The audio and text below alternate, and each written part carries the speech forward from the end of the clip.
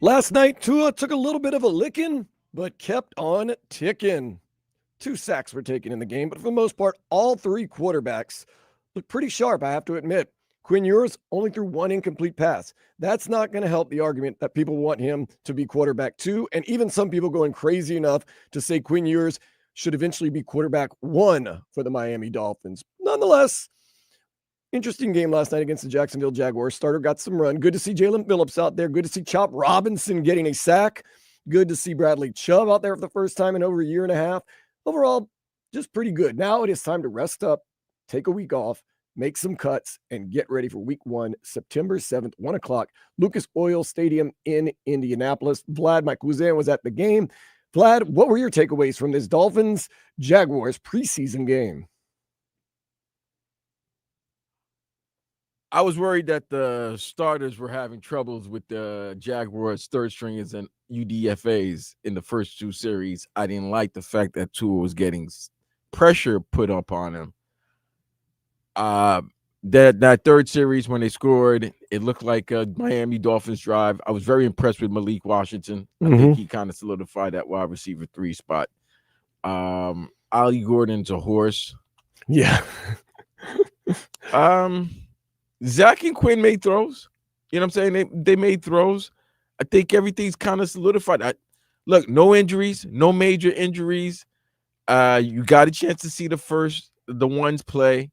The defense, that front 7, that front 4. I was talking to Omar after the game. Omar thinks that front 4 could be the best front 4 in the entire NFL. Definitely top 5. And I tend to agree with him on that because you got Chop. You got Jaylen Phillips, which was great to see because nobody knew what was going on with him. Got banged up during training camp, but it was great to see him. We didn't get to see Judon, but we know he's a professional. He's a pro. So, yeah, the front 4 is the front 4 is pretty good. We didn't see. I don't think we needed to see KG. We didn't need to see Grant. We've seen enough this preseason. You need to see that. I was upset with one thing. Darren Waller, why dress up and not play? He stretched it out at the beginning of the game and then decided not to play him. So we'll actually hear from Mike McDaniel later on today. He's going to explain why Darren Waller went through all the stretching and the warm-ups and then didn't play. I think they're just slow playing him a little bit. It has me a little bit worried. Still kind of feeling the soreness from the Odell Beckham Jr. last year where he didn't play. They didn't do anything. And then he never really did show up for much of the Dolphins. But overall, all in all, no one really got seriously hurt. We had that. It was 2 weeks. It's basically 2 weeks off. Yeah, 2 weeks from today is the first game. So you have 2 weeks to make your cuts, get your guys ready, get everybody in order. Tuesday is cutting day. Mike McDaniel and the guys going to have some hard decisions to make, but, that's the name of the game. So the Dolphins do win 14-6 over the Jaguars. A lot of the starters did get some run. I thought the quarterbacks, for the most part, looked pretty sharp all around. They made some throws. They looked good. The running back situation is, let's just say, in flux. We don't know how healthy Devon Achane is going to be. And if Devon Achane isn't healthy, we don't know who's going to be that starting running back. It could be Ollie Gordon II, who has definitely made his case for that. It also might be Jalen Wright, who they seem to stand by, even though he hasn't had any super big games except that one against the New England Patriots last year where we couldn't pass the ball, and we decided just to run the ball every single down. So interesting times. We're going to have to see this play out, and we're going to hear, of course, from Tua Tagovailoa. In the next segment, we'll hear from Jaylen Phillips. We'll also hear from Mike McDaniel, kind of get some thoughts from them. But right now, let's get to some headlines. The Dolphins did defeat the Jaguars 14-6. Miami starts the season 2 weeks from today in Indianapolis. Indianapolis, I'm guessing, still favored by 1.5. Yeah. I mean, both teams are the same, bro. That was great. Like I said, talking to some of the guys that cover the Dolphins, the team is the team. Here's what's worried a lot of the, I guess, fans and media. Your starters are great. Your starters are very good. Yes. Do you have depth? Because guess what happened yesterday, Playboy? Cousin? Yesterday made me appreciate one Liam Eichenberg. And that's crazy the way he's still on the PUP list. I've taken shots. We've all taken shots. I haven't taken that many shots at Liam Eichenberg. Huh? I haven't taken that many at him. We've all taken shots. And yesterday proved, you know what? For all the ish he has to deal with the fan base and the media member, one Liam Eichenberg is very, very important to the Miami Dolphins because he's the one guy that if anything happens to the O-line, you could implement him instantly in any spot. So it was like, yeah. Yeah. So what we've learned from this preseason, and we can be pretty honest with it, keep it a buck, the offensive line and the defensive secondary are the weak points of this team. The front seven on the defense is the strongest part of this team, and their skill players are obviously pretty good. So now it's up to Anthony Weaver to scheme it up to where the secondary doesn't have to cover that much because the front seven can hopefully get to the quarterback very early. And it's on Mike McDaniel on the offensive side of the ball to utilize your skill players, your speedsters, before that offensive line just gets totally demolished. Pretty much. How do you do it? That's the problem. I've broken down a diagram of what's going on, but saying one thing and then actually doing it, I don't know what the answer is. I mean, I'm pretty sure Anthony Weaver has the answer. It's just send the dogs and don't have your secondary out there covering for too long. Mike McDaniel, you got to draw up some plays. You got to get some quick ins and outs and hopefully get some running game going. And we'll see, man. But yeah, look, man, it was just the last preseason game. Yeah. You just wanted to see them. You saw the ones. You got 3 series. Definitely. That O-line, if they ever had to play that O-line to protect Tua, it would be yeesh. Did you like Patrick Paul? Oh, man. No, Patrick was okay. You know who was wrong? Jonah was. He's having an issue. Yeah, Jonah. Remember last game I noticed, I said there was times he was just looking like he was lost out there, and that's not a good sign. Now there was sometimes he would block, then there's other times he was just standing by himself in his own. There was one sack he gave up. I'm like, dude, you were supposed to double team that guy. Yeah. How did that guy get away from that double team? He's a rookie. It's going to take some growing pains. We shall see. 1 week from tonight, Miami opens its season against Notre Dame at Hard Rock Stadium. Week 1 for college football begins Thursday evening at 5:30, Boise State and South Florida. Bunches of games that night, including Wisconsin and Miami of Ohio, plus Missouri and Central Arkansas. I actually watched a little bit of the Hawaii-Stanford game yesterday. Hawaii won on a last-second field goal by a guy who taught himself how to kick via YouTube while living in Japan. Wow. There's no American football over there, but he liked the game, so he watched YouTube video tutorials on how to kick field goals, and now he's got a scholarship over there at Hawaii and won a game last night. The things you watch when you have absolutely nothing going on in your life. I know. It was fantastic, too. I'm not going to lie. But, yeah. Miami Herald's Barry Jackson, you're going to like this one, Vlad, says Kevin Durant was almost traded to the Heat this offseason. You want to know what the Heat would have had to give up? What? Andrew Wiggins, Terry Rozier, Haywood Highsmith, Jaime Jaquez Jr., their 20th pick, and a pick swap. You know what held up the deal? They didn't want to give up Haywood Highsmith? No, Nikola Jovic. On top of all that, the Suns wanted Nikola Jovic, and the Heat weren't willing to part with Nikola Jovic. Okay. That's a lot to give up, but at the same time, as a Heat fan, how much do you believe in Nikola Jovic is the question. That is a question because I think most Heat fans, Andrew Wiggins, he's here. He's as bad as it sounds, kind of a mercenary. Bro, Terry Rozier, nobody wants him. Goes crazy for Houston. Yeah, and Nico is still going through the ups and downs. You're gonna question why didn't they make the move? But I mean, you can't be upset with the Heat saying that you want them to do the youth movement, right? And then get the oldest guy in the league, basically. Get one of the top 5 oldest guys. Yeah, I mean, even though he is Kevin, you know who his name is, like Kevin freaking Durant, but I don't know. But you're giving up a lot just to get one player. I know, but think about the trade. Andrew Wiggins, nobody really loves him. I'm saying nobody. But that's not the point. Not so much love. He's a starter. Terry Rozier, bench guy. Haywood Highsmith isn't even on the team anymore. Okay. Jaime Jaquez Jr. You're talking about 4 guys who play significant minutes in your roster. Yeah, and then your 20th pick, which would have been Kasper Yakuchonis. Okay. Who says they would have picked him? I'm just saying. Right.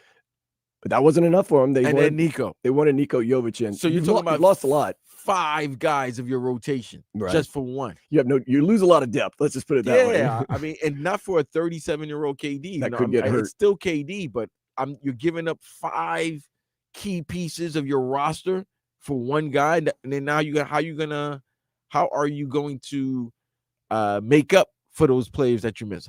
You know, say what you want about Terry Rozier, say what you want about Andrew Wiggins, but you're not going to be able to find a player like that during the summer. Like I said, if you get Norman Powell, maybe Malik Beasley, find a way to get him on the team. You still got Tyler Hero, Bam Adebayo. You got to believe in Pella Larson taking a step up if you're the Heat and you're making this trade. It's an interesting trade. Not to be, but the word is it was close, very close. Didn't happen. It was close yesterday for the Marlins and the Blue Jays. Unfortunately, the Marlins lost in the 12th inning, 7-6. Jansen Junk pitched 5 2/3 innings, giving up 3 runs. The Fish look to avoid the sweep by Toronto today at 1:40. Yuri Perez should be taking the mound. Try to get some wins, man. Did you see Baltazar Rodriguez scored a 64th minute goal as Inter Miami tied DC United? The Herons, they face Orlando City Wednesday at 8:30 in Leagues Cup semifinal action. So Inter Miami didn't play anybody yesterday. No Suarez. No starters, really. Okay, basically. Cool. So they treated this game like a preseason game in football. Basically, yeah. That's why you get a guy like Baltazar Rodriguez scoring his first MLS goal. Gotcha. DC United's not very good. They got us a little 1-1 tie. We get a point out of it. You rest up your players for this big game that's happening Wednesday, which is a semifinal. Oh, by the way, all 4 Final Four teams in Leagues Cup are from MLS. No Liga MX teams made it past the quarterfinals. Okay. So it's an all MLS tournament. So if we were to win, we'd play the winner. We're pretty much going to host everything then if we win. Oh, if we were to win, we would play the winner of the LA Galaxy, who we know are god awful, and the Seattle Sounders, who are decent. Got to beat Orlando City, get that second cup. Panthers have signed Luke Kuning to a 1-year deal. 27-year-old forward played for San Jose and Columbus last season. I guess the team's just trying to get some depth with Matthew Tkachuk going to be out for a while after the surgeries that he had this week. So U.S. Open, Vlad, one of your favorites. I can't wait, baby. Starts today. Continues today in Flushing, Queens. Some players in action include who? United States, Taylor Fritz. Okay. United States, Ben Shelton. Right. Serbia's Novak Djokovic. Hey, Tiafo, this is it, baby. If you don't, I'm done with you after this. No, don't be like that. I am. A couple of years ago, he had that great battle against what's his name? Was it Alcaraz? Mm-hmm. And I'm thinking, this is it, man. You're gonna be the next American star. He's had some early exits lately. Early exits? He might as well not even enter the tournament the way he gets kicked out so early. For the women, Arina Sabalenka and Jessica Pegula will be playing today. Oh, really? Yeah. Okay. So throughout the day, it's just going to keep going on and on and on. When Coco plays tomorrow? I didn't see Coco on the list of people, so she must Coco be playing plays tomorrow. Okay. Little League World Series Championship is today at 3. Las Vegas will represent the United States against Taipei, China. I'm putting money on Vegas. Oh, I don't know, man. That Taipei China team is nasty. The reason I know is I had a little free time and I watched them against, I can't even remember who they were playing, but they mollywopped Mexico or something like that. Is there, you know what? I've never checked. Are there odds for Little League World Series? Can we bet on little kids? Unfortunately, yeah, yes. Baby. Unfortunately, yes. Corruption. Yeah, I love it. Unfortunately, you can bet on preteen Let me check. guys playing baseball. What the Hard Rock bet has. Really? Not everyone takes those bets, though. I'm taking them. Hard Rock might not. No, I'm saying Hard Rock might not. It just depends. Some sites feel weird, get the ick about it. Some sites don't. Could you imagine being upset at a little kid because he hit? Could you imagine mortgaging the farm and your whole farm on a Little League World Series game and losing? All right, shout out to Hard Rock Bet. Y'all have some morals. Yeah, I dig that. I respect that. I respect it. You don't have anything for the Little League World Series, but if there is a gambling site that is putting odds on the Little League World Series, two things can be the same. You're disgusting people, but hey, man, get your money however you can. Hey, you're already kind of in a seedy underworld to begin with. If you're an offsite gambling site, so why not? I can't knock it, but it's disgusting. Look, they got Greyhound racing on TV right now, and it's not like Greyhound like at a track. They're like in a field. I'm guaranteeing someone's got some money on this. Just saying. With that, with things being disgusting, let's go ahead and take a step into the day spa. Oh, we need to be cleansed. A 44-year-old mother of 2 has both kids leaving the house for college in a few weeks. Nice. She's so excited she's throwing a $2,500 barbecue For herself or for the for her friends. She's free. Damn, you know what that is, man. That is some pent up frustration. Just happy to get the kids out the Oh, house. she might go through her garden tool phase. Why not? The kids You are don't out got the the house. kids, yeah. They're adults. They're You got them into college. Yeah, they're of age. They're probably gonna be 18. Once they're 18, they're an adult. Yeah. She's gonna go through her garden tool phase. Yeah, you know. Yeah, man. If Good for moms. If you're spending $2,500 on a barbecue, then How she look? She's okay. Oh, she's 44, but she's okay. Right. That's within range. That's Oh yeah, absolutely.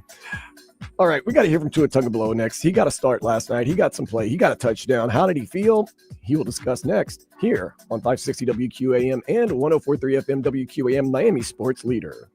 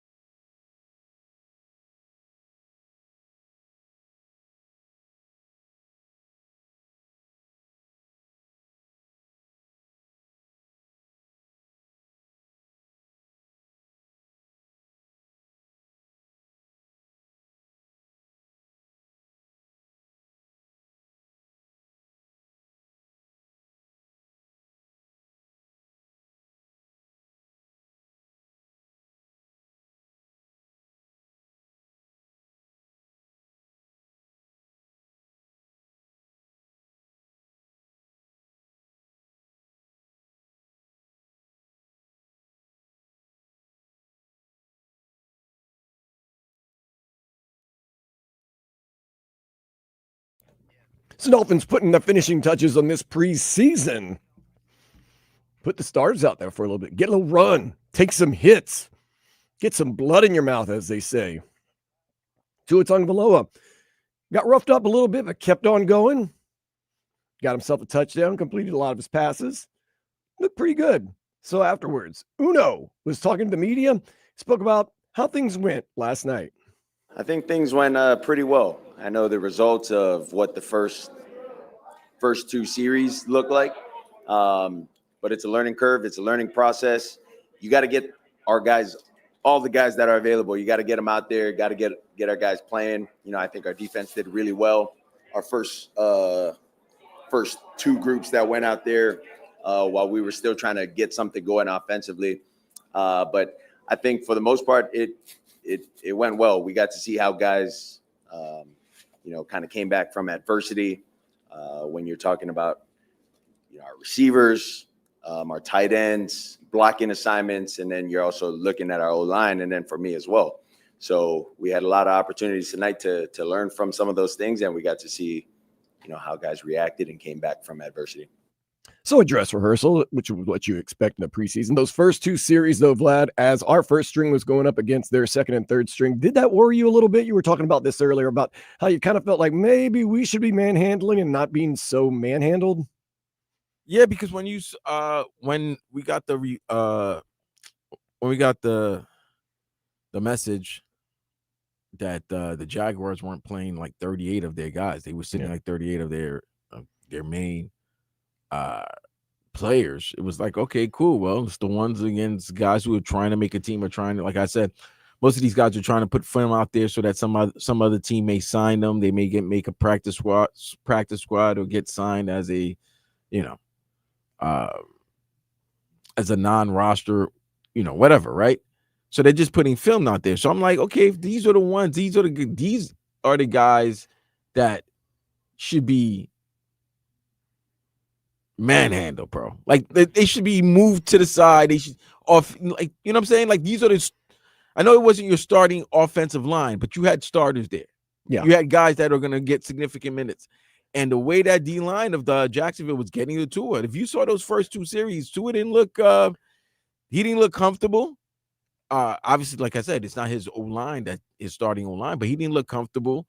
And it wasn't until that third series they got the touchdown, the 2-point conversion, and you were like, all right, cool, it's enough. I don't need to see anymore. Now, remember on yesterday's show, we were saying like the weather was bad. The weather cleared up.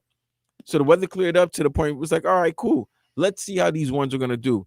And it was a point I'm like, okay, Tua might play maybe a whole half. Mm-hmm. But I think what it was, they just wanted one full series, one series with a drive, and I think that would have been it. And it took them three series to do that. No, that's what Tua said. Act and react and adjusting. So, overall, pretty darn good. Tua did get hit a couple times, took 2 sacks. He talked about experiencing those hits. Yeah, it felt good to get hit again. Mm-hmm. I mean, maybe that's not what people want to hear, but as we're getting ready and getting started to get back into the normal routine of what a season would feel like. I mean, it feels good to get out there, get sacked a little bit. Sure, like, was that the result we wanted? No, but feels weird that I'm gonna say it, but in my head, it's like it feels all right to have gotten touched. Knock it up. I mean, I don't think the fans want to hear that. You know what? As much as you want, I'm okay with that. You got to get hit a little bit. You got to get a little blood in your mouth. You can't bubble wrap him forever. I'm sorry. If Tua's going to get hurt, he's going to get hurt.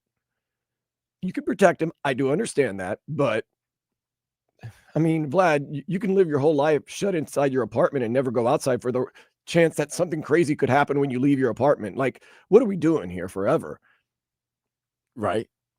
But then again, Chris Greer, if you want to protect your quarterback, why don't you go out there and get better linemen? Oh, well. Wouldn't that be the best way to protect your quarterback that's injury prone, Vlad? Get great offensive linemen, like the way, you can try to get those guys, but also those guys got to remain healthy. Yeah. That's also an issue. Tua is in the lose-lose situation. If he says, I like getting hit, everybody goes, oh, But if he does, I never want to get hit. I got to shy away from all that. They're like, oh, he's so injury prone, so you know what? Get a little blood in your mouth. I'm okay with that. Just don't get hurt. Oh. Now, one of the people that we've been talking about for the past couple of weeks, and Dolphins Nation is excited about the running back, Ollie Gordon II. Tua even spoke about OG2. So what stood out to you this week about Ollie Gordon's preparation? I know he was lifted into the starting role this week, but what stood out to you about his preparation? Give me confidence. Yeah, I'm really proud of Ollie. There's been a pretty big ask for him to step up into that role, going with the ones, and then outside of that, that's not to say he didn't have some mistakes, but for what he was asked of to do as a rookie, I was very proud of him. Tua like an Ollie Gordon II, stepping up, making some mistakes. That's what rookies do. That's what all players do, but rookies especially because they're learning the game. And it's very fast from one level to the next. But Ollie Gordon II looked all the part of a starting running back last night, I thought. Did you think he looked like a starting running back? He looked like the starting running back for the Miami Dolphins in week 1. That's Man, what he looked like. It might be. I hope so. I like him a lot. Now, who's going to be the starting tight end week 1? Remember last year, Vlad? I'll never forget Odell Beckham Jr. Tua never worked together. Fleeced. Oh, I'm still sick to my stomach with what happened. That job. Told you. Oh, man. So Darren Waller kind of following that same path, although he has been taken off the PUP list. He goes out there yesterday. He warms up. You get excited, and then you don't see him. Nonetheless, Tua Tagovailoa asked about, has he been working with Darren Waller? So you're very big on chemistry with players. Mm-hmm. How much have you been able to work with Darren Waller, and what's that process like trying to develop some chemistry with him? I haven't had a ton of reps with Waller, just because he's working his way back into the feeling of running, his routes, and then the feeling of his pads as well. So hopefully this next upcoming week we can work on a lot of those things prior to the week 1 lead up to play the Colts. Great. God, man. I wanted him to say, we've actually been working. You can tell he's really talented and he's super in shape now. I wanted to hear something positive. I haven't worked a ton with him, which means I haven't worked Why with you want to know? Tua ain't gonna lie. That's one thing you gotta understand about Not the anymore. boy. He ain't gonna lie. He's not gonna lie to no one. He's gonna let you know how he feels, and he doesn't have to. We said this about 2-3 weeks ago. Tanner Conner is going to be more of a part of this offense than you think he should be at the beginning of the season. I saw Darren Waller yesterday, man. Listen, if there's no pads on, if you not have to get hit, the guy looks the part. Yeah. He looks it. He looks like he's ready to go. We'll see September 7th. I told you this yesterday. I personally would not have liked my first Real action. Just it's not even real action. Like, okay, he'll probably practice these in a week or so. Right. I mean, another couple of days. But that's your teammates. Right. And game speed is totally different than practice speed. Right. If you've been out of the league for a year or two. For 2 years, Yeah. man, you need to get some you got to develop some calluses to that body. Yeah. Because all of a sudden now you don't want to hear after. Put it this way, they play what? They play 3 games in 11. Do they play 3? No, Yeah. like something like that. 3 games in like 15, 16 days. So you'd have Sunday, and then a Thursday night, right? Mhm. So that's 3 and 11, right? 3 and 11. That's Just 7. say Just put a lot. just say 7, right? Just say 3 and 11. Bro, if you've not gotten hit, if you have not prepared yourself to be hit and stuff like that, you're gonna have some tissue injury. You understand the what I'm saying? conditioning has to be The conditioning big could be worry. great. No, it has to be a big worry though, because game speed and game condition is way different than practice. Because then when you start hearing, he's dealing with everybody deals with some aches, but yeah, he doesn't have it's 2 years, bro. You haven't developed. It hasn't been developed yet. The hits, the body's not right ready for the contact that you're about to take. So I don't know. We'll see. But Tanner Conner, here we go. Julian Hill, baby. Oh, here we go. Anytime touchdown. Don't do that. We want Darren Waller back as soon as possible. Hopefully, he can add to this team. One guy we did get back last night, Jaylen Phillips, a guy that we've been looking for, saying, man, how does he get healthy? Is he going to get healthy again? He was healthy again last night playing. We're going to hear from Jaylen Phillips next here on Sports Day 560 WQAM and 104.3 FM WQAM, Miami Sports Leader.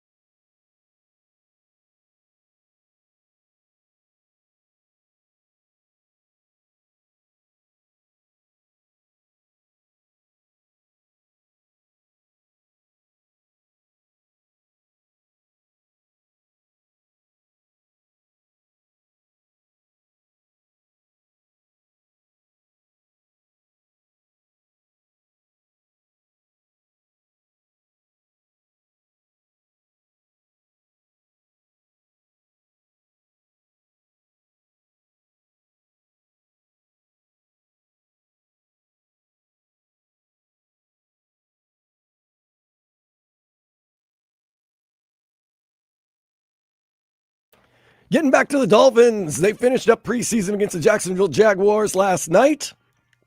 Saw the starters get some run. Tua Tagovailoa took some hits, said it felt good to get hit. Okay. Jaylen Phillips back as a linebacker. Probably the strength of this team is going to be that front seven with the edge rushers, middle line rushers, the linebackers. That's going to be hopefully the strongest part of this team. That can help out the defense a whole lot. So Jaylen Phillips getting back on the field after 2 years of basically battling injuries. Talked about it. What did it feel like that first moment back out on the gridiron? It's just like riding a bike. It obviously feels good, but maybe I'll be a little more emotional or feel a little different way about the actual season. But today it kind of just felt almost like a practice, but just going out there, focusing on the right things. Having that mindset to just go around, fly around, do my job, make plays. But it felt good being back in Hard Rock, obviously the fans and all that stuff. But, it wasn't this monumental, oh my God, I've been gone for so long. Obviously it has been a while since I've stepped on the field, and I'm very grateful for that. But I'm just so locked into the preparation and what's going on now that I don't really sit around and kind of contemplate about that. But it feels great though. Very professional approach from Jaylen Phillips, like riding a bike. I thought he was going to say, oh man, you get goosebumps, you dream. And then I realized it's a preseason game and it's against the Jaguars. And you do else. know that he came back last year and played at least 3 games. Oh yeah, he played a couple of games last year. I do understand that, but maybe I was hoping just to hear this monument. He said it wasn't this monumental thing. It was a preseason game. I'm out there just trying to do my thing. So, Jaylen Phillips, do your thing. Now, what was it like for Mr. Phillips to get after that quarterback once again? It was great. Honestly, just to be able to kind of get those season jitters kind of out. Obviously preseason doesn't count, but it's still getting in the process of, game day, getting ready for the game, the emotions that go through it, to be able to go out there in a short amount of time and get that little half sack was a really great feeling. Because we're not looking for the results necessarily, but, obviously it feels good to do that. But more importantly, I just felt, really good out there, felt strong. And it was really fun to play with my guys again. I thought they looked good. Jaylen Phillips, you heard him. He said get a little bit of that half sack. Chop Robinson got a sack.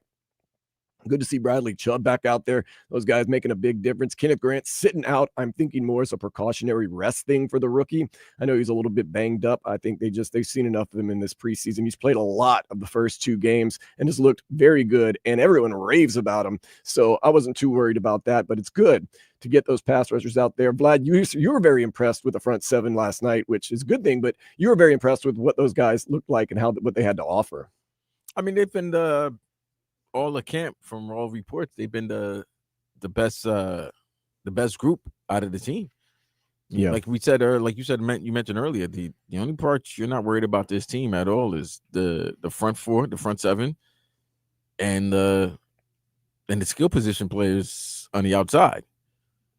And I even feel as though that front seven has a little bit of depth. I think guys like Zeke Biggers are going to make the team. I don't know if you've talked to some of the guys that have been at practice, but had they discussed it? Some of these drought guys are going to make the team. Listen, they put up a lot of these guys put a lot of good film out there for them to make the roster. And you also, like I mentioned before, they're looking at other players from other teams that they know that won't be able to make the other team's roster that they can sign. And you can never have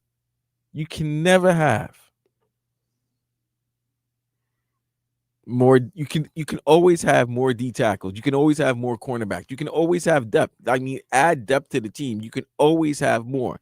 So therefore, a couple of these guys, they're probably going to get signed to a practice squad, but they're deep. They're deep at that position, that front four. And then you signed Judon this past week. Mm-hmm. So what they're going to do is they're going to do a rotation. I want to say maybe probably copy the Robert Saleh from the defensive coordinator of the 49ers, who was the Jets head coach. He always liked to bring in waves, the 2 groups. Even with the Giants back in the days when they were going to the Super Bowl, going after Brady, it was always sending multiple defenders. Like there was not one guy is going to play all 3 snaps of that series. They're going to rotate, and that wears down on the offensive line because, offensive line is not like they're switching, tackle and guard and everything like that. But no, when you bring in fresh set of D ends and D tackles, and they're putting a lot of pressure on that quarterback, yeah, it helps the secondary that's very limited. And that's pretty much it, bro. I looking at that defense, if the front four or the front seven can get to the quarterback, the secondary won't get torched. But if the offensive line gets to hold that D line, yeah, things might get a little ugly. It's going to get ugly. The mentality for most defensive line is give us all you got as long as you can, then let us know when you're out of gas and we'll get somebody in there. So I'm thinking that, the more depth, the more better. And we do know this pass rush is going to have to be a key to this team. And even that has been discussed earlier. Jaylen Phillips was asked, has he and the pass rushers kind of talked about the importance that they hold with this team? Yeah, I mean, we always say that, we have to be the engine, and just in terms of, being that driving factor. Obviously the edge rushing position is a premium position in the league. And so, it's true that if we can come out and have early production, be consistent, have production, that we can really change games. So it's not just us, obviously, but we kind of take it upon ourselves as, our outside linebacker group, the big dogs, we have to be the engine and kind of set the tone.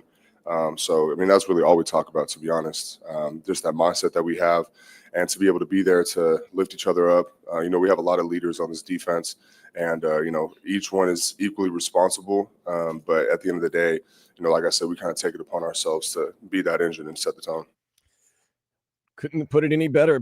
That front seven is the engine that runs this team. They are going to be crucial to Miami Dolphins' success this year. Like you said, the pass rush, not the pass rush, the secondary, let's be honest, they're kind of, but if you get that front seven getting after people, and I keep using this example, look what the Philadelphia Eagles did to Patrick Mahomes, one of the greatest of all time. They made him look like a bad quarterback because they got to him. And they didn't have to blitz, they just got to him. So helps your secondary. What can you do on the offense? Well, good defense helps your offense. The more Tua has the ball in his hand, hope Mike McDaniel could scheme some things up. Right now, Vlad, health is the main thing. The healthiest teams usually have the best seasons, and we got to keep our guys healthy because, like you said, maybe at the front seven we have a little more depth, but you'd hate to lose a Jaylen Phillips again or a Bradley Chubb again or a Chop Robinson or any of those guys. You need all your warriors, but for right now, you have to be pretty happy with it. I mean, Zach Sealer, Kenneth Grant, Chop Robinson, Jaylen Phillips, Bradley Chubb. That's just to name a few. And you got your linebackers getting in there too every once in a while. You got the rookies. You got the other young guys in there. Okay.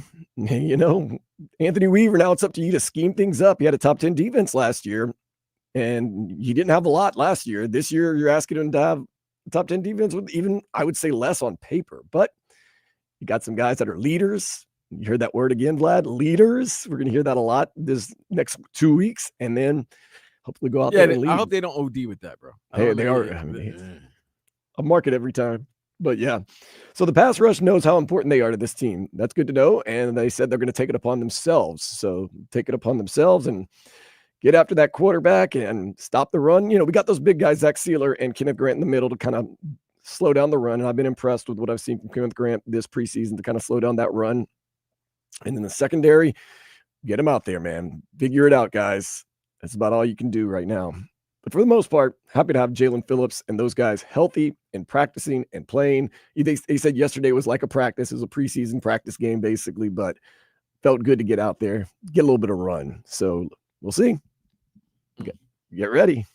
Shout out to the crowd that was there, too. There was a good crowd? But, I mean, people stayed to the end. Whoa. Some people stayed to the end. It was a good people that stayed to the end. Good portion. It was probably like 20,000 there, maybe 25. Yeah.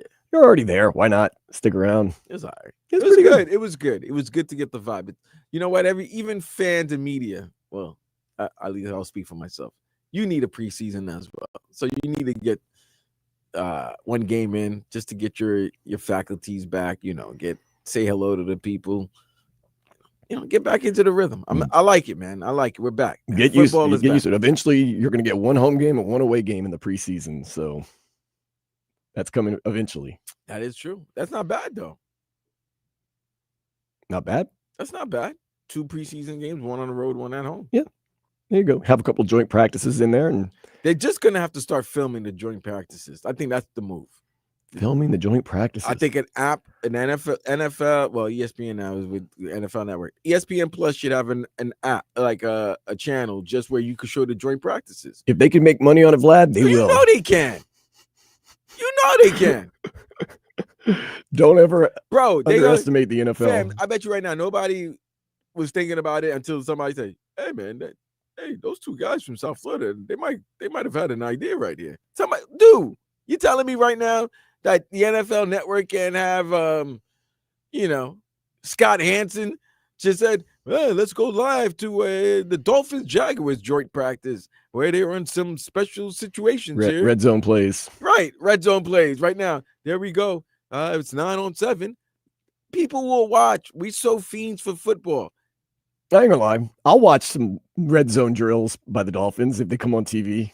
See, right? GP20's like, yeah, joint practice filming. Yes, people would do that. I don't know how much the teams would like that, but I mean, it's open to the media. So I mean, you're going against a team that you're about to practice. You're about to play in a real preseason game in a couple of days. So, well, it's probably going to go away from your first joint practice is going to be just somebody joint practice, and then you'll joint practice with the other two teams that you're going to play.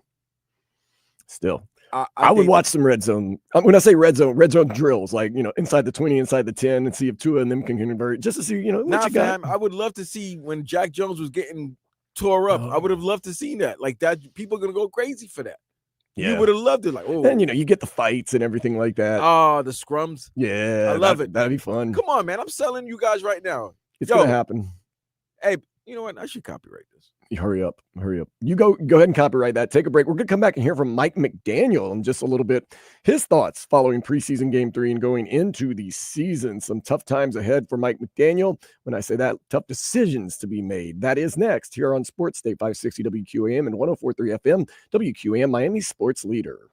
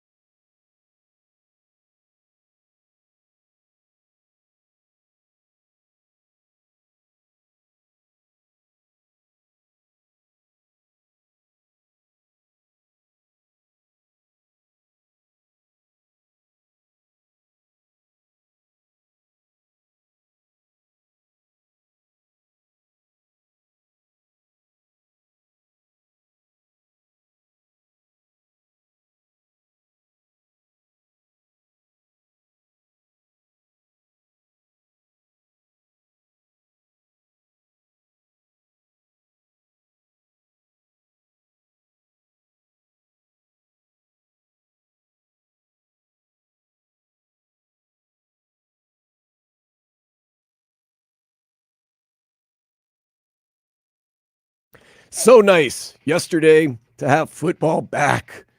Week 0 in college football. Getting stoked up on Hawaii, Stanford.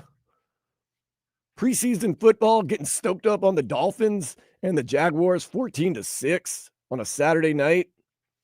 Now we just kind of relax.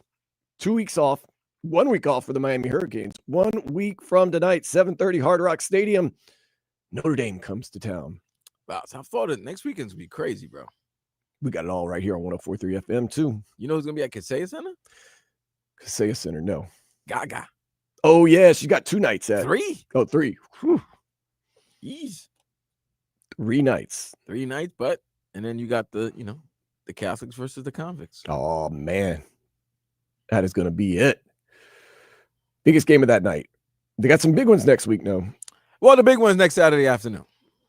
1 versus 2 in some polls, 1 versus 3 in other polls, but we know who the one is. Texas versus Ohio State, the defending champs. The Ohio State University. So that's going to be a big game. And then at night, it's LSU Clemson. LSU Clemson, your team, your alma mater, your it's kind of gotten nasty too. I told you Brian Kelly said we're going to go into the fake Death Valley because they both call their home right. stadium And I Death liked Valley. it. I liked He it. said we're going to take it from. Talk your trash, man. Let them know. He's just not got a very good record in opening weeks. So what? He can change it. That's why there's That's a right. new there's a new opening week. He can change it. If he beats Clemson, nobody's gonna say anything about the previous other opening weeks. No, I'll just be happy we won. Right. So then that's what it is, man. Like I said, man, we all have this 4-letter word right before every season. If you're a sports fan, we all have hope. And I'm telling you, I'm very hopeful and very high on Carson go. Beck. And I'm staying on this. I have heard things from people that have been around him. I have seen what he's done in the past. Carson Beck is going to be A-okay from week 1 on with this team. A lot of people are predicting this team will be a playoff team. A lot of national pundits are predicting this team will be Miami, to be exact, will be a playoff team. Carson Beck's a guy that knows how to get to the playoffs. Let's just put it that way. He's done it before. Did it with Georgia a bunch of times. Also as part of some national championship teams. He's going to be ready to rock and roll. We talked about this yesterday. I was talking to Nathan and Joe. If you're a guy like Carson Beck or even Arch Manning, wouldn't you be, if you look at the numbers financially, maybe stick around for your senior year like at Texas rather than go to the NFL? Because you probably could make more in the 1 year at Texas than you could. Nah, he doesn't. It's Manning, baby. It's Arch. I know, but you know what I'm saying? Financially, he's already good, but I'm just saying that you know what it is. The Mannings want a piece of everything, man. Okay. What I was saying is like a guy like Carson Beck or even Cam Ward. Why would you risk going to the NFL if you know you can make... Cam? Well, I mean, for Carson Beck, how many years he's been in college right now? This is going to be his last year of eligibility. That's what I'm saying. Right. So, yeah, Cam. Sometimes you got to get out when they're getting good. Well, Cam didn't have any eligibility left. But okay, fine. Cam was going to leave regardless. But I'm just saying, once you have that one great year, you got to get out. Here's a good example: Ollie Gordon Jr. He had a really good junior year. He was actually the dog walker. Dog walk away. If Ollie Gordon Jr. left after his junior year, he'd probably been like a 3rd, 4th round pick. 2nd round pick, maybe. 3rd, 4th round pick. I'm just saying he had the numbers. He was the best running back in college football in the 2023. Right. Had a bad senior year. Dropped down to the 7th round. And now he's a steal. We scooped him up. So yeah, it all depends, bro. But think about if you're the quarterback for, let's say, the Cal Berkeley Golden Bears, and you're projected to be like a 2nd round quarterback pick. Okay. And you could stick around 1 more year for your senior year, and let's say but you can get Texas hurt. A&M is offering you $6 million in NIL money. You can get hurt. Well, yeah, of course you can get hurt. But financially, what's the smart thing to do? It all depends on your situation, bro. Okay, I'm just saying. It all depends. If you're, like I'm saying, if you're a guy like the Mannings, money's not a problem. You can go back to school, get your own, $6 million. If Texas want to give you $6 million, $10 million, all that oil money, you can stay if you want to. Mm-hmm. But you're a Manning, so your situation is totally different than everybody else. But now if you're, say you're that kid from Clemson, the quarterback in Clemson, Kubnik, right? You've been crapped on, you've been criticized, you've been, ridiculed by your own fan base, but now you come back, you lead them to the national title, you lead them to a second year of college playoffs, and then your name is ringing bells in the draft. You're gonna jump on that. This is put it this way, bro. Look at your backup quarterback now. Zach Wilson's probably a 4th round pick if COVID doesn't happen, but he plays a couple of games, impresses. Then he goes and does the combine. Boom, he's the number 2 pick for the Jets. And you have to stick with him for a while. And you got to stick with him for a while. So it happens, bro. It all depends. It all depends. You have to have the right people, the right team around you, and they'll let you know if this would be smart for you to go back another year, Right. Well, or come out. I'm just to the saying, draft. Shador Sanders and our very own Quinn Ewers caught some flack for going to the NFL, being drafted late, making a little bit more money, but they could have made a whole lot of money coming back for their last year of college eligibility.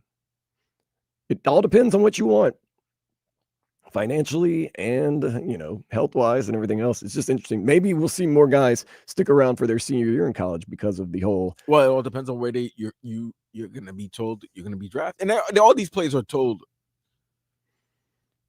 around the range they're going to be. There seem to be teams seem to draft them where teams may select them.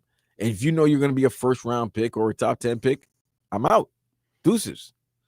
But if you feel like you can go back another year, improve your stock, then do that. What if you have a really big year, Vlad? Theoretically, you have a big junior year. You're the best wide receiver in the nation. And they're going to say, okay, you're probably going to be a 1st round pick, middle 1st round pick. And some rich oil guy in Texas comes up to you and says, what's it going to cost to keep you one more year? See, this is a good question now. I'm going to tell you why. There's a kid in Alabama last year. He was a freshman, and he's a great wide receiver. I forgot his name. I think his last name is Williams. Twitchers, YouTubers, help me out here.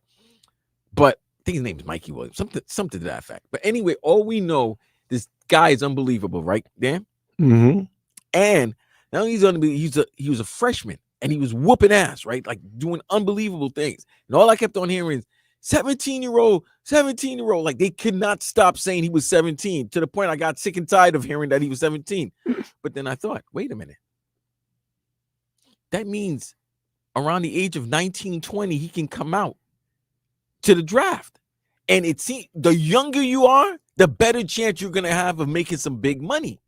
Because right now, 30 is the age in the NFL where people start looking, management start looking like, I don't know, man. I don't know if I want to give you another deal. But you can get some quick contracts in when you start so young. But if you start so young, yes, you can get those quick contracts. You can maybe get three of them things. Yep. And that's set for life. And that you'll be set for life. So that's another deal you got to think about. If the NIL money is going to be worth it for you to go back another year when you can actually leave early and start making some money. Sports and crunching numbers, man. Ryan Williams, thank you. It's a real world.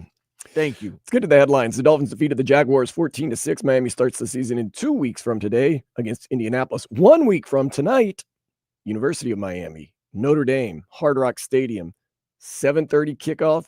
Pre-game basically going to be all day and all night here on 560 and at 104.3 FM because you and I will start at noon.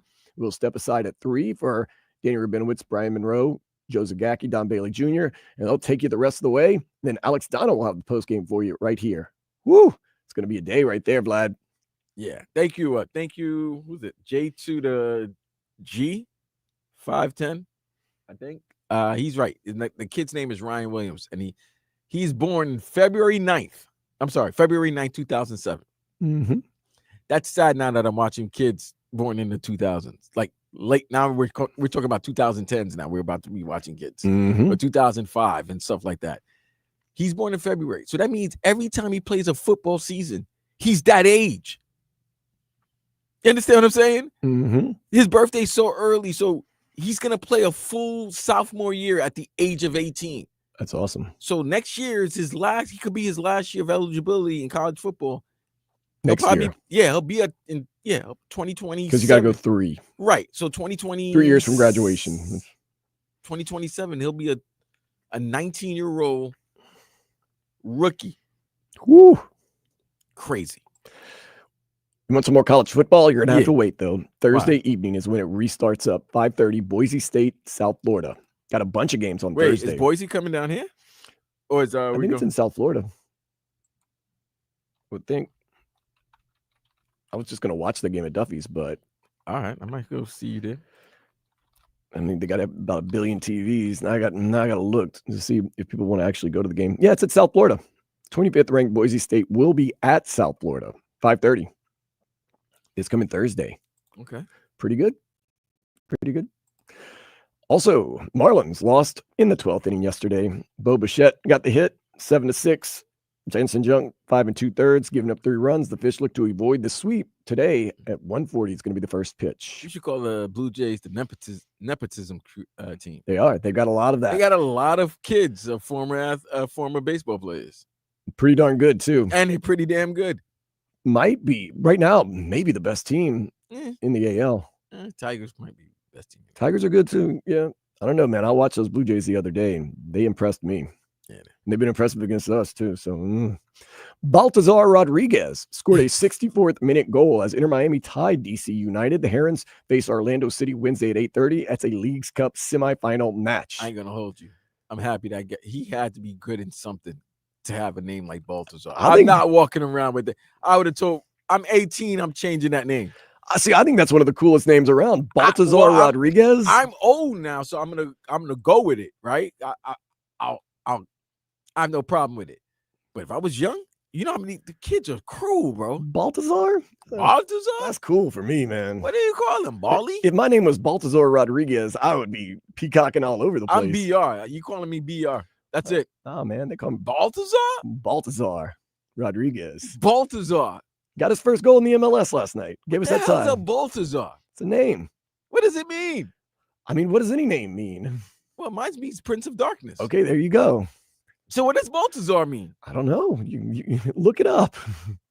Oh no, Baltazar. it was worth a goal last night that got us that tie with DC United. What a cracker of a game, man. He nailed that. The kick was just unbelievable, man. Oh, it's one of the 3 wise men. Okay. I was okay. I was born on 3 Kings Day too, so maybe my mom should Okay. have made me Baltazar. Okay. Baltazar Day. Made a God protect the king. Okay. Baltazar Day. I'd Yeah. go roll with that one. Okay. I'm not gonna knock it. I don't know. All right. Baltazar Rodriguez seems to roll off the tongue a little bit better. Listen, that's why I said the name sounds fire. Like Baltazar Rodriguez. When you kept on saying it, I was like, yo, but it's like, damn, kid, why you gotta recall Baltazar? But you know what?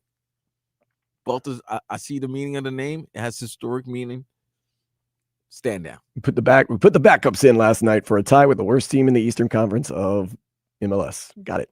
Panthers assigned Luke Kunin to a 1-year deal, 27-year-old forward. He played with San Jose and Columbus last year. U.S. Open continues today in Flushing, Queens. Some of the players in action: Taylor Fritz, Ben Shelton, Novak Djokovic, Arina Sabalenka, and Jessica Pegula. And last but not least, hopefully you're not betting on this in some way, shape, or form. Little League World Series Championship is today at 3. Las Vegas will represent the U.S. against Taipei, China. Dude, somebody's gambling on this. Somebody's absolutely gambling on that right now. That Taipei, China team is tough. I haven't seen this Las Vegas team, but yeah, 3:00 today. Always exciting. With that being said, You can't see like who was the coach of the Bad News Bears? he was in William town. Devane or No, he was Walter in- Matthau? No, man, he was in town the other day. Who? Billy Bob Thornton. No, not that one. Not the. I'm talking about the classic one. Oh, okay. Talking about the one with Kelly Leak, baby. Billy Bob Thornton opened for the Who. Really? Yeah, When, this past week? yeah, this past weekend. I like Billy Bob Thornton. He and I, we've had some sessions in the past of hanging out, I and don't know if I mean, he drinks blood. he's a tough guy, man. He's from He's Arkansas. a tough guy, but he drinks blood. He's from Arkansas, man, and he lives the life. He looks it. With that being said, let's go ahead and take a step into the day spa. A 4'10", 78-pound mother in England. Wait, what? She's 4'10" and well, 78 pounds? Sorry, 4'11", 78 pounds. Hey, oh, like that extra. makes a difference. Stop. 4'11", 78-pound mother in England looks so young that even if she has her child at a restaurant, it doesn't matter. Waiters and waitresses bring 2 child menus and 2 child's drinks. Hey, can a mother get some beer in here? Well, first of all, I like to see how this young lady, this mother looks. She looks Look at- British. Well, I'm just saying, 4'11", 78 pounds. 78 pounds is a little That's disturbing. That's very disturbing, bro. 4'11", I can understand. I don't that. mind the 4'11". You're short, but you're 78 vertically pounds. challenged. It is what it is. But 78 pounds? That's And she looks normal enough to me. They bring her kids menus, and even though she has a baby with her, doesn't matter. chicken nuggets for everyone. Everybody, man. Can a mother get some beer in this joint, man? Oh Wow. my God. All righty. We got to hear from Mike McDaniel. He spoke last night after the game. How's he feeling about this team? We will figure it out next here on Sports Day by 60 WQAM and 104.3 FM WQAM, Miami Sports Leader.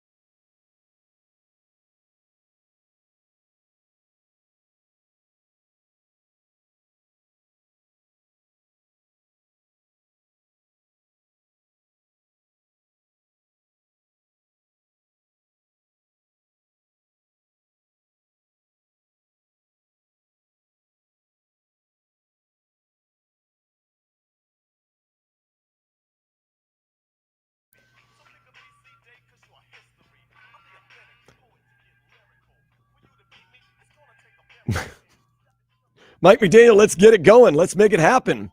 This is your year to show out because you can either probably get fired or you can get another extension. Depends how this season works out. I know a lot of it is on Tua Tagovailoa. A lot of it is on the defensive line. And we'll see what the secondary and what the offensive line can do. Mike McDaniel speaking with the media after the game last night, talking about the guy everyone seems to be talking about, Ollie Gordon II. What is his status? And along with the whole status of what's supposed to be running back number 2, Jaylen Wright. Oh, we playing sound? Mm-hmm. When did you tell me this? When I said Mike McDaniel spoke with the media last night. That's still not telling me that we were playing sound. I don't even know where this is at right now. What is it? Mike McDaniel and Ollie Gordon? There we go. We're kind of evaluating a couple options procedurally. It appears to be the week-to-week category. So, I think Ollie did a very good job today. Mastering the non-on-ball assignments. I thought he did a better job with that. I thought he competed, and for the most part, I think his tracks were good. His assignments were 100%. So it was a good day for rookie back in terms of getting his feet wet, and it didn't look too big for him. But we'll keep pressing forward with the group, and I look forward to those guys' continued improvement.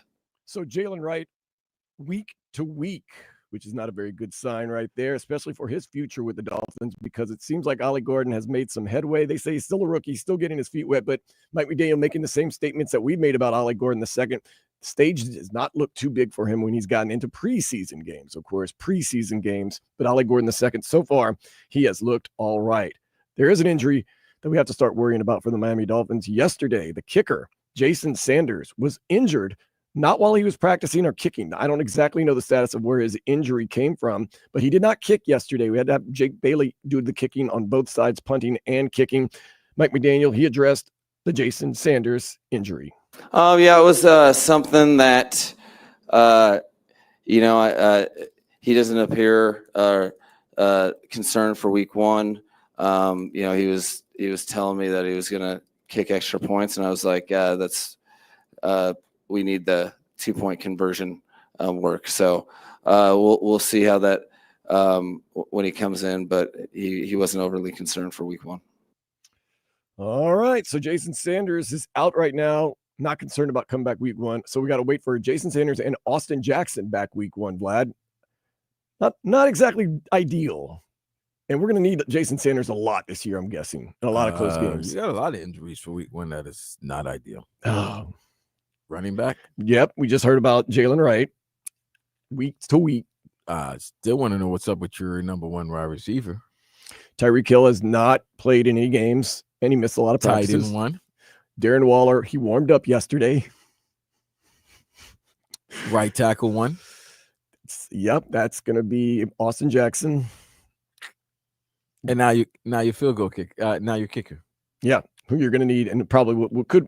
And you definitely will need them in this type of game because I think it's going to be a close game between Indy and Miami in week one. Yep.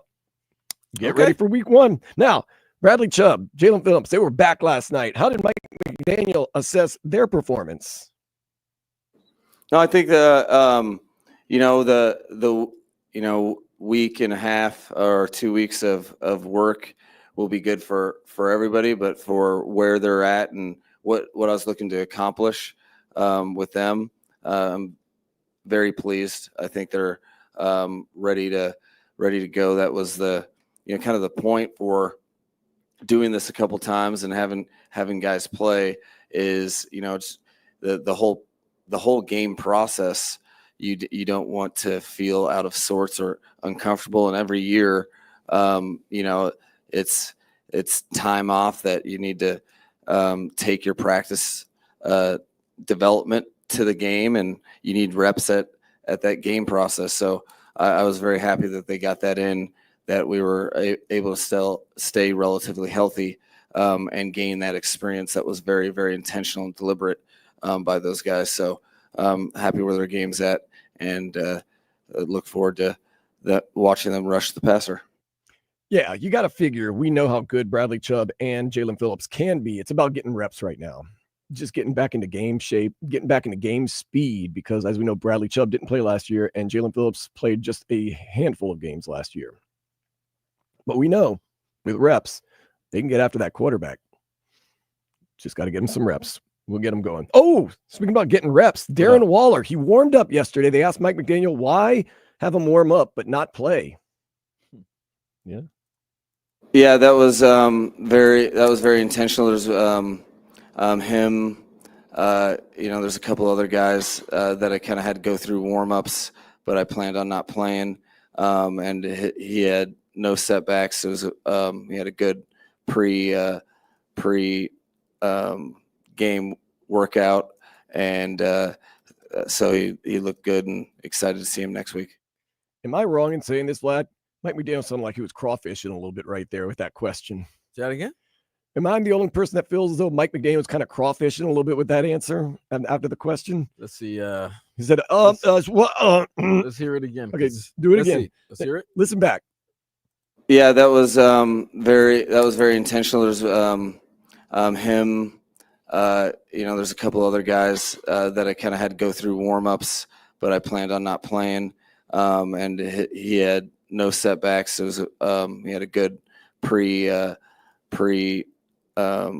game workout, and so he looked good, and excited to see him next week. Yeah. Yeah. Got an unexpected question, and It's like, when you starting a lie, yeah, and you're not believing your own lie, and then you just snowball more, right? and more. Because like when you start a lie, you start believing your lie. That lie is unbelievable. good. It's so good. It's almost truthful. He started and he was like, let me try to add some more. Let me try to add like some other players to make it not seem like it was only specifically about Darren. Did you hear he said he had a good pregame warm up? No, game. How you don't need to stutter to say pregame. That was my design. That was my design. And then he tried to add others. Why you? No, leave the others away. Leave the others alone. I'm starting to worry. That Vlad. question was about Darren Waller. Yeah. Leave the others. We know about the others. We've known about the others. You know what? Every player will tell you. Your pregame, preseason warm up is vital to your season. That was just a bad, trying to cover up a lie that you didn't really know what was going on. All right. Colt said, translation, don't need you in a meaningless game. Now go practice your reps. Cool. He could have just said that. Got caught off guard. You see how that was a simple 6-second answer that you just gave? Nah, this guy gave 20. This was a 25-second cut, and 15 seconds of it was yeah. You just say it was by design. It's preseason. We're trying to get him ready for week 1. That's it. He might be right. This proves he's not good. He Colt said it might be he's not good at improvising. That's why everything's all scripted. That might be true. That's a good point. I think the hardest thing is that I'm starting to worry about this Darren Waller situation. I've done told you that, bro. You can't you just can't start a rap career and then decide to live a rap career and then go back to football. Oh, and by the way, happy 31st birthday to Kelsey Plum today. I figured I'd work that in sometime today. That's why he looks so sad. Maybe that's why I didn't play last night. He looked sad yesterday. Maybe that's why I didn't play. He's a little distracted. He looked sad. Did she play yesterday? Oh, she's celebrating her birthday. Why not? Oh man, the Sparks don't play till Tuesday. No, good. And they haven't played since Thursday. Oh, enjoy. Oh my God, yeah, she wilding. So should we be worried about Devon Achane? He's one of those week-to-week guys, and he's running back 1, running back 2, also week-to-week. So OG3, OG2 could be our guy. Mike McDaniel gave us an update on Devon Achane and how he's helping out Ollie Gordon II. Well, Devon's there's been no setbacks with him. I look forward to getting him out there in a helmet and shoulder pads again. And he's been instrumental because he's not too far removed from being in the shoes of a rookie or and learning the offense. But he's super prideful with his ownership, and we've over the last couple of years have moved him around everywhere. So, and he's he understands, I think, the offense very clearly. So that's always beneficial, especially when he's looking to help. He's kind of expanded in his own little leadership role, which has been really cool to watch him mature in that way and take ownership and pride in leading that room. Stop Hey, bro. distracting me. I'm trying to focus. Hey, bro, you know what? You're right. We might have to play a drinking game. You know what the game is? You know what the word is? Leadership role. Leadership. Anytime you hear lead or leadership, Like, it's very obvious. Let's take a shot. They've made it Let's like take we a need shot. leaders. We're leaders. They're pounding that home, and everybody says it. Yeah, I mean, if you're at home playing drinking games, every time you hear leadership or leader, go ahead and take a swig or a swallow, because that's the thing. Well, so Devon Achane, it's his third year. The training wheels are quote unquote off. He's going to be running back one if he can be healthy, but also he's going around teaching the rook, Ollie Gordon II, the ropes of how it is to be a running back for the Miami Dolphins. He's being a leader. Pause so you can drink. Okay. Mike McDaniel got a tough 72 hours ahead of him. Why is it going to be a tough 72 hours, Vlad? Got to cut some guys. He's got to cut people. By Tuesday, Caught we got to myself. get down to the 53-man roster. Here is Mike McDaniel talking about what these next 72 hours are going to be like for him. You try to keep a clear mind. Even though you have your certain inferences, you try to keep a clear mind when you watch the tape, to let the tape tell the story. And then what I do know is this team and the collection of 90 have made our jobs very difficult. So the way that looks is you go in tomorrow morning, you watch the tape with the coaches, and I'll get together with all of them, and then get together with the coordinators and with Chris, and we'll start chopping away at some of these difficult decisions. But it's not easy by any stretch. I really keep myself from making any rush to judgment, and allow guys to really play it out and try to settle things on the field. So that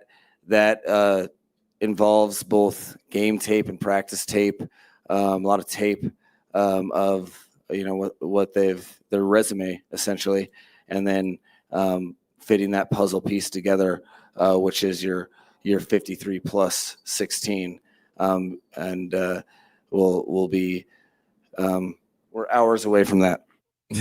It has to be the toughest part of the job, Vlad. You heard it. It's a lot of tape. It's a lot of watching. You hold I get that. someone's job in your hands. You already kind of know who you're going to keep and who you're going to get They rid of. already knew from weeks ago, man. Listen, I tell you this. Channing said this a month ago.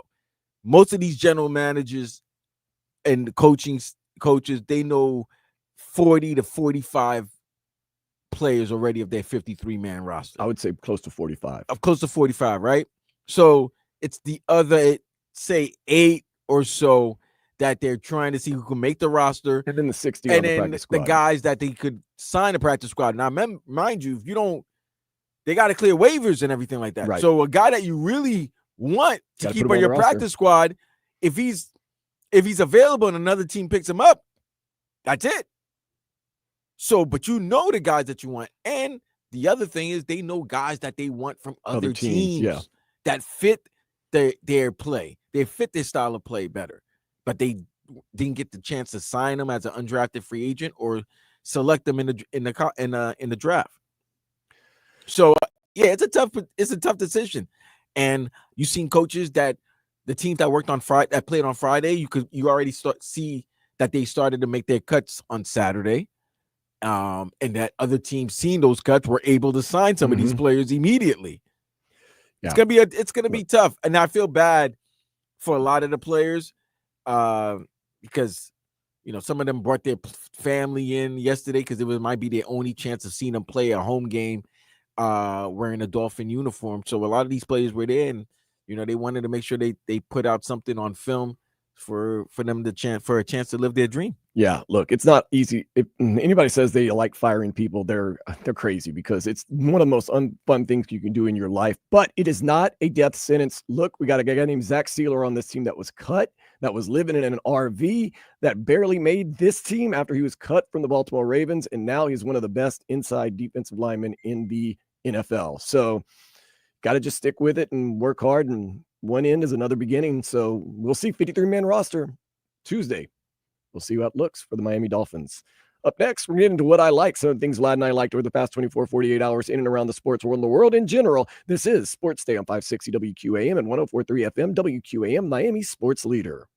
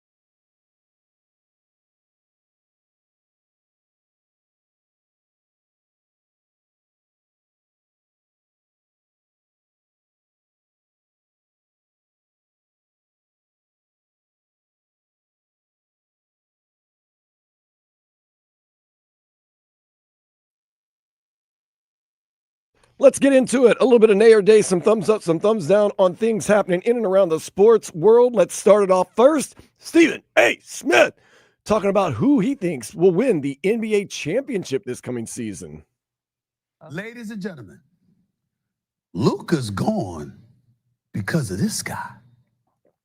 The reason the Dallas Mavericks were comfortable enough to make the move to move Luka out of town is because this brother, when healthy, is 28-12 walking. Now, the problem is that last part, when healthy, which he usually is not. He shows up for his first game in Dallas, plays lights out in the first half, talking back, I'm here now, and then the next thing you know, he got hurt, and he's out. That's a problem. Number 5 was Kyrie. Number 1 is his teammate. Together, both healthy, with their A game, I would pick the Dallas Mavericks to win the NBA championship. I'm going to say it again. If Anthony Davis if Kyrie Irving is healthy and Anthony Davis brings his A game, the Dallas Mavericks will win the NBA championship. Nay or day.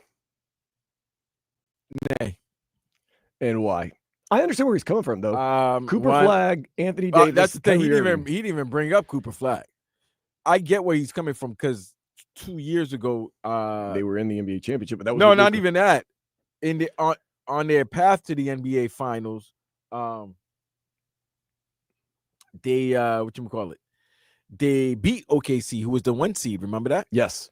So I get that, but that was also because they had Luka. Very big caveat. He says A game from Anthony Davis. He also has to be healthy. Kyrie Irving has to be healthy. But I understand his argument. A Cooper Flag, Anthony Davis, and Kyrie Irving healthy, playing well, could get you pretty far. I don't know if that's a reality.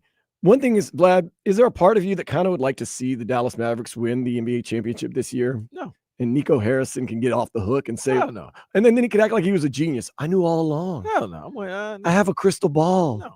You don't man. want that? No. Why? Because I think it would be funny.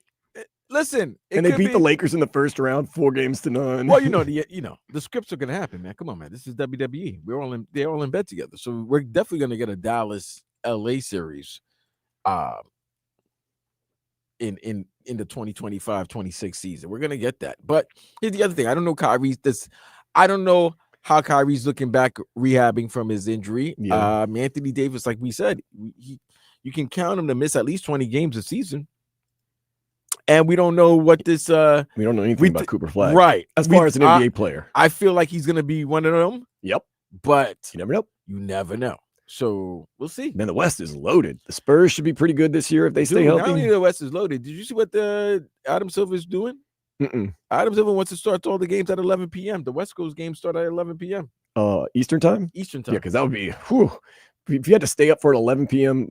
Pacific time game, that would be 3 I think o'clock in the morning. everybody would be upset, even the people on the West Coast. But yeah, I'm like, that's crazy. Yeah. But I guess with all the attention being shown to the West, they want to probably maximize all the time. I hear that. Well, Stephen A. Smith's got some more stuff.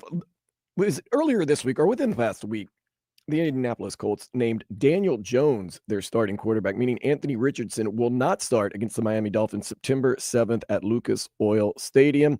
Stephen A. Smith had a very, very discouraging set of comments about Anthony Richardson. Anthony Richardson's football career is in jeopardy. If Daniel Jones is named the starting quarterback for the Colts for week 1, boy, does that show a lack of faith in Richardson, who they spent a top 4 pick on. It's bad for him because there's nobody out here that believes that Daniel Jones is a worthy starter for your franchise. We know he's got skills. We know he can make some plays. We know he can do some things, but his career with the New York Giants, his 24-44-1 record as a starter over the course of his career speaks for itself. We've seen more blooper reels from Daniel Jones than highlights. And he's your starter, starting over a guy that you spent the top 4 draft pick on in the NFL draft just a few years ago. That's a bad, bad, bad sign for Richardson. I'm sorry. I'm happy for Daniel Jones because he has an opportunity to resurrect his career and his cachet. But in the case of Richardson, I'm very, very sad because his career looks in jeopardy now. I mean, that's a slap in the face. That's a loss of faith in that young brother if you're not going to start him over Daniel Jones. Good news for the Miami Dolphins, though. I'm going to go a day on that. I never really believed in Anthony Richardson. I don't really believe in Daniel Jones, but your career is a little bit in jeopardy if Daniel Jones, who, like Stephen A. just said, you see more blooper reel than highlight reel from, is your starting quarterback. That's why I have faith in this Dolphins team to win the first game of the season. I don't. You still don't. I think it's a 50-50. I really do. I really do. Because the quarterback of the Colts is an issue, but they have players. They do have players. They have players. So, and we saw them last season. We did. and they beat you. We were at our lowest, though, at that point. Don't matter. Tyler Huntley barely knew the offense. Don't matter. They still beat you. Yeah. But now we get him with a healthy Tua Tagovailoa. That's worth something. Anthony Richardson started last year in that game, too. Right. Oof, man. Okay, And he beat you. Yeah, he beat you. He beat us. He beat us. All right, then. We have a new favorite player for Enter Miami, and his name is Baltazar. On the ensuing corner by DePaul. Over the head of Suarez. Rodriguez gives it a go. What a strike! We are level in the nation's capital. Baltazar Rodriguez.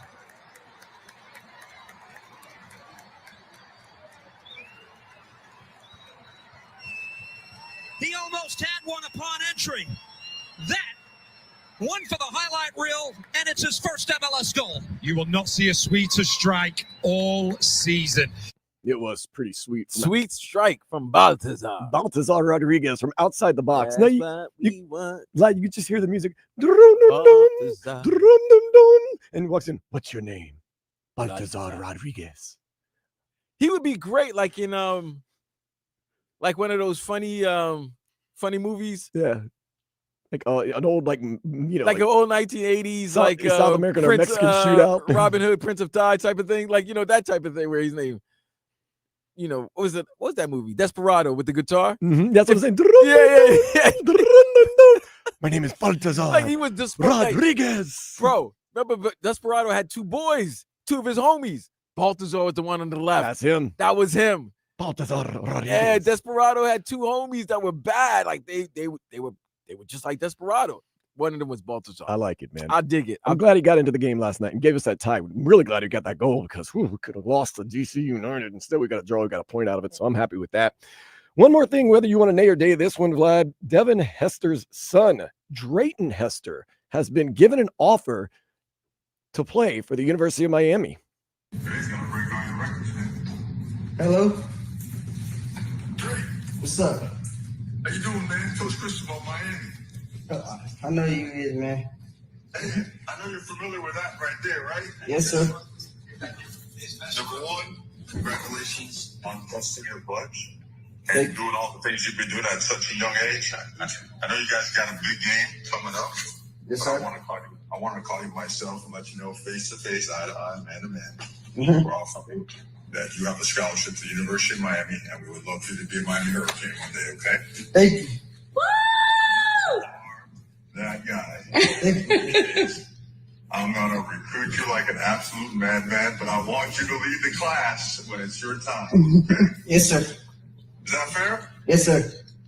Hey, buddy, congratulations, and go take down the Ravens, man, okay? Yes, sir. A couple things I got to understand. Number one, he's in the class of 2031, Vlad. That's kind of weird. That I don't know if I like it or I don't like it. Like, in a way, weird. I like that, you're going out there, you're recognizing. Legacy. But this is my only problem because maybe not Mario Cristobal will do this, but some coach, maybe over the next 7 years, maybe this play declines, maybe there's some injuries, and the coach rescinds that scholarship. I'd be like, man, that's rough. You offered a kid, a young junior high kid, a scholarship, and then you took it away. That's what I would be worried about. I'm not saying Mario Cristobal will do that. I also like the awkwardness of the phone conversation. It was weird, bro. I know who you are. Don't be telling me that as a 13-year-old. I'd be so mad if I was Mario Cristobal.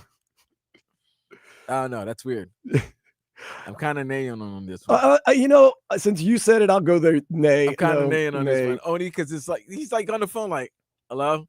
Like, he's a 13-year-old. Yeah, I know. It's like, what are you doing? Why is this coach calling me right now? I know you are. He goes, that's Mario Cristobal. I know you are. Wait, Mario. Yes. It is got to be weird to be a grown head coach of a team calling a kid who's probably like in 7th, 8th grade. But then here's the other thing. They probably definitely know each other because it's a youth thing. They're family. So that's why it's weird. But it just, you know what? I didn't want to hear the recording of this phone call. I didn't want to hear it. It's out there though. I know. Class of 2031. Now, because here's the thing. You see how we're talking about it? And we can, I don't want to say defend it, but we can say, look, obviously there's Devin. We know about the youth thing. It's a youth thing. You can't understand it. So we understand that. The outside world won't. But I can understand if the outside world hearing this and like, come on, man, this is you're soliciting a young kid. I don't care. This Like is the thing. it's solicitation. It's almost like solicitation, bro. You're really talking to a kid, and I know we get that, but it just It's meh. so competitive now. We are recruiting for the class of 2031, some 6 years down They're the getting road. scholarships right now. Oh, well, it surprised me earlier this year. One of the top recruits in the nation committed to LSU, and he said, "Oh, I'm wanted to just stay true to Brian Kelly." He started recruiting me in like the 6th grade. I was like, Not even your aunt. Yo, GP20 said it felt like when your mom forced you to talk to your aunt and uncle on the phone. Not even. Good concept. Let me take it further. It's like when your mom forced you to talk to her best friend on the phone. yeah. Like Mrs. Smith. She bakes you cookies and everything, but you don't want to talk to Mrs. Smith right now. I want to go play video games. Weird, man. Mrs. Smith want to ask me, how's everything? Oh, you're getting so cute. I know you got the girls going. I don't want to hear all of that right now. You're like, yeah, Yeah, okay, yeah, okay. I know you. well, Thank you, Mrs. Thank you, Miss Right. Smith. Yeah, that's it. That's it. I mean, yeah, that's a tough phone call to give and take. tough. So, I'll catch both. Give him some bail on both of those, but it was a little of an icky situation. I'll just say that. They say his voice sounded like Thanos. Oh, goodness. He calls like he was recruiting the kid like he had one of the Infinity Stones. Well, He did have a deep voice on that, bro. 2031, you might see Drayton Hester playing for the Miami Hurricanes. That was funny. Yeah, I don't listen. That's 6 years away. Mm-mm. So that puts him in the 7th grade. Yeah, This he's 13. He's 12, 13 right I now. wish at 13 I knew where I could go to college, or that I would even go to college. Got a scholarship waiting, I mean, possibly. when your father is a Hall of Famer, and Right. a legend in the you're a legacy. And I'm pretty sure he's a baller too. I mean, obviously he's a baller, and you wouldn't offer him a scholarship at 13 and 14 years old. But Drayton Hester, remember that name. He's coming to the U. Just I would hope so, because if he doesn't, that's an awkward phone call.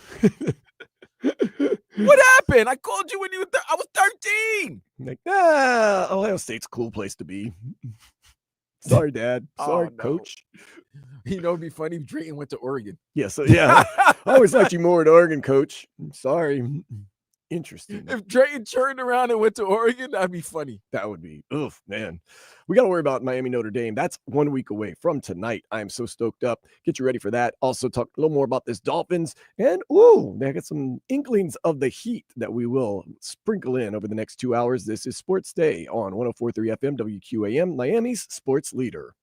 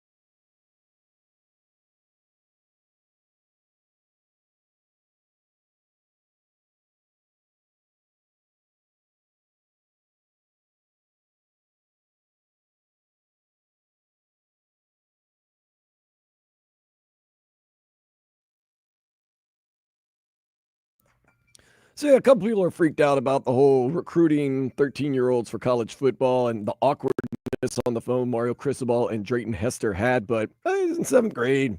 What are you going to talk about? It's one of those things. Like we said, it's like your mom putting you on the phone with her best friend or somebody, you got to talk to them. And you're like, oh, no, man. Also, people are texting in 305-567-0560. Go talk to Aunt Bunny. Man. Aunt Bunny has a mustache. That's an Eddie Murphy joke, guys.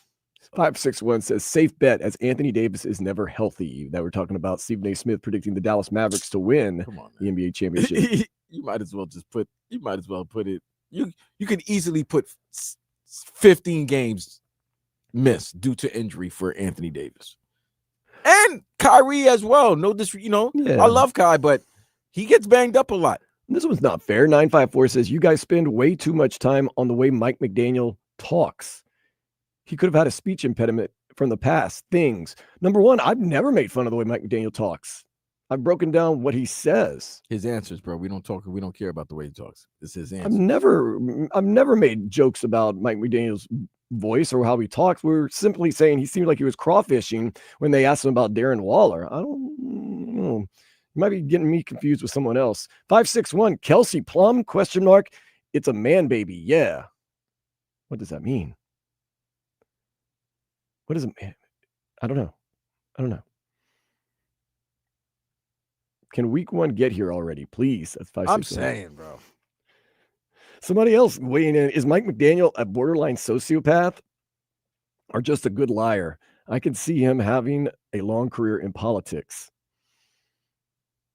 Okay. Nah, I can't vote for him. He doesn't seem like a political guy. This talking in circles and still making sense, and then it's talking in circles and then really you're so confused. Trevor's talking about I need week 1 of the NFL. I'm excited about week 1, but I've got things to fill my time till then, man. You've got the Marlins playing. You had Inter Miami last night. You got the week of football starting on a Thursday. You got the Miami Hurricanes on Sunday. I'll be all right. I don't need week 1 like some people. It's like a junkie, man. People need it. Can it get here? I'm like, no, don't worry about it. It's going to be cool. Take your time. Enjoy yourself. Enjoy the ride. I guess that's the old surfer in me, man. You got to ride the waves. But, I've got plenty to occupy my time. Even tonight, they got some Major League Baseball that's going to be good. Marlins are actually in action right now. It's 0-0 against the Toronto Blue Jays at the bottom of the 2nd. So, not too shabby. You got the U.S. Open. That can get you going. I will watch a match in U.S. Open. Not every day, though. I try to keep an eye out for all that stuff. Let's get to some headlines real quick, see what's going on in and around the world. As we spoke about most of the day, the Dolphins did defeat the Jaguars 14-6. Miami starts the season 2 weeks from today against Indianapolis. The Colts, Daniel Jones, going to be the quarterback. Daniel Jones! 1 week from tonight, Miami opens its season against Notre Dame at Hard Rock Stadium. 7:30 is the kickoff. Week 1 of college football begins Thursday evening, 5:30, Boise State at University of South Florida. Plus a bunch of games, including Wisconsin and Miami of Ohio, plus Missouri and Central Arkansas. Here's the one I like to talk to you with, Vlad. We talked about it earlier. Barry Jackson of the Miami Herald is reporting that Kevin Durant almost traded to the Heat this offseason for Andrew Wiggins, Terry Rozier, Haywood Highsmith, Jaime Jaquez Jr., the 20th overall pick in the draft, and a pick swap. What held him up? Nikola Jovic. The Suns wanted Nikola Jovic on top of all that, and Miami was not willing to add him to the trade. And I think they wanted your firstborn and your first child named Baltazar, all of that. I'm not doing that trade, bro. The more you think of, when I think about it, I'm not doing that trade. Fam, that's carving up 5 of your rotational players. Yeah, it did seem like they just wanted a lot of players. Think about so obviously the Heat would have signed players, but they're in that luxury tax apron situation, which is the reason why Haywood Highsmith would have gone. Now, getting Kevin Durant, are you making would they have to give up all those players to make the contracts fit, right? I don't know if I want to give up 5 players for one guy to make a contract and a first round pick. That's geez. If you're the Phoenix Suns and that trade goes through, are you excited about any of those players? Andrew Wiggins, Terry Rozier, Haywood Highsmith, Jaime Jaquez Jr., Nikola Jovic? I am. And that 20th pick? I am, because I got D Book and I would have a better supporting cast around them. You understand what I mean? But none of those names outside of Andrew Wiggins jumps off the page at you. But Nico does. He does. Nico does. And dare I look at his lifetime stats? But he's young. I know that he's young, and this is the only time when being young, you can mold them. It's acceptable. You can mold them into becoming a player that you see, that you expect, the vision that you have. He's 6'10", guy can shoot outside, he can handle the ball, he can pass, he's got a flair. I understand why Tobin loves him. It's a little ridiculous, but I get why you see the potential. So you can mold that potential. I can see why the Suns would want him. Yeah, I can see why the Suns would want him. That's just too much. You're giving Jaime. I'm a big Jaime Jaquez fan. I like Triple J. I think Triple J was a very good player in college, and he had a good rookie year. I don't know what happened last season. I expect a bounce back season from him this year. And well, Vlad, you have to play to have a bounce back season. Listen, keep that in mind. Everybody was going through things last season. Everyone. Now you don't got to deal with all the craziness that was going on last year on the court or off the court. Well, Nikola Jovic, who has been prone to injury, got to be open about that. He is at lifetime. This is last season. He averaged 11 points, 4 rebounds, 3 assists, basically shooting 45%. Once again, if you're a Phoenix Suns fan, are you excited about that? All right, cool. I don't give a crap about the Phoenix Suns. That's dumb. If I was working in on Phoenix Sports Radio, I would care. You get Kevin Durant. You're starting. Your lineup would be Bam, Tyler, KD. I guess you make the Norman Powell trade still. Yes. And then who else? Drew Young? Drew Smith. Drew Smith? No. Keep going. Pele Larson would be there, You right? got to expect Pele Larson to step up somewhat. What's his name? You'd have to possibly sign some new people. Maybe even go out there and shake the bushes on Malik Beasley. He's out there. I wouldn't mind taking a shot at I wouldn't mind taking a shot at right now either. Malik Beasley would be a cheaper Duncan Robinson and better. Probably better, yeah. And better. So Tyler Hero would definitely be one of your starters. Bam Adebayo, one of your starters. Kevin Durant, one of your starters. Norman Powell, one of your starters. Davion Mitchell, possibly one of your starters. So it'd have been Davion, Tyler, KD, Bam, Norman Powell. and Khalil. Don't forget Khalil would. I forgot about Khalil Ware. Man, you're starting to make me really say that this trade might should have happened. But your bench is nasty. But if you could go out there and get Malik Beasley, well, you would have never known that Malik Beasley would have been available at that time. But you just don't have a lot of. Your problem is, like you said, you don't have a lot of depth. Like you've given up 5 so players. Let's just say, theoretically, starters: Tyler Hero, Bam Adebayo, Kevin Durant, Norman Powell, Davion Mitchell. No. You got to put Khalil. Okay, Khalil Ware takes over Norman Powell's spot. So now you have Norman Powell coming off the bench. No, yeah, I guess. You expect Pele Larson. He's going to have to step up this year. He would have to be a backup. If you could possibly sign Malik Beasley. Now, once again, possibly.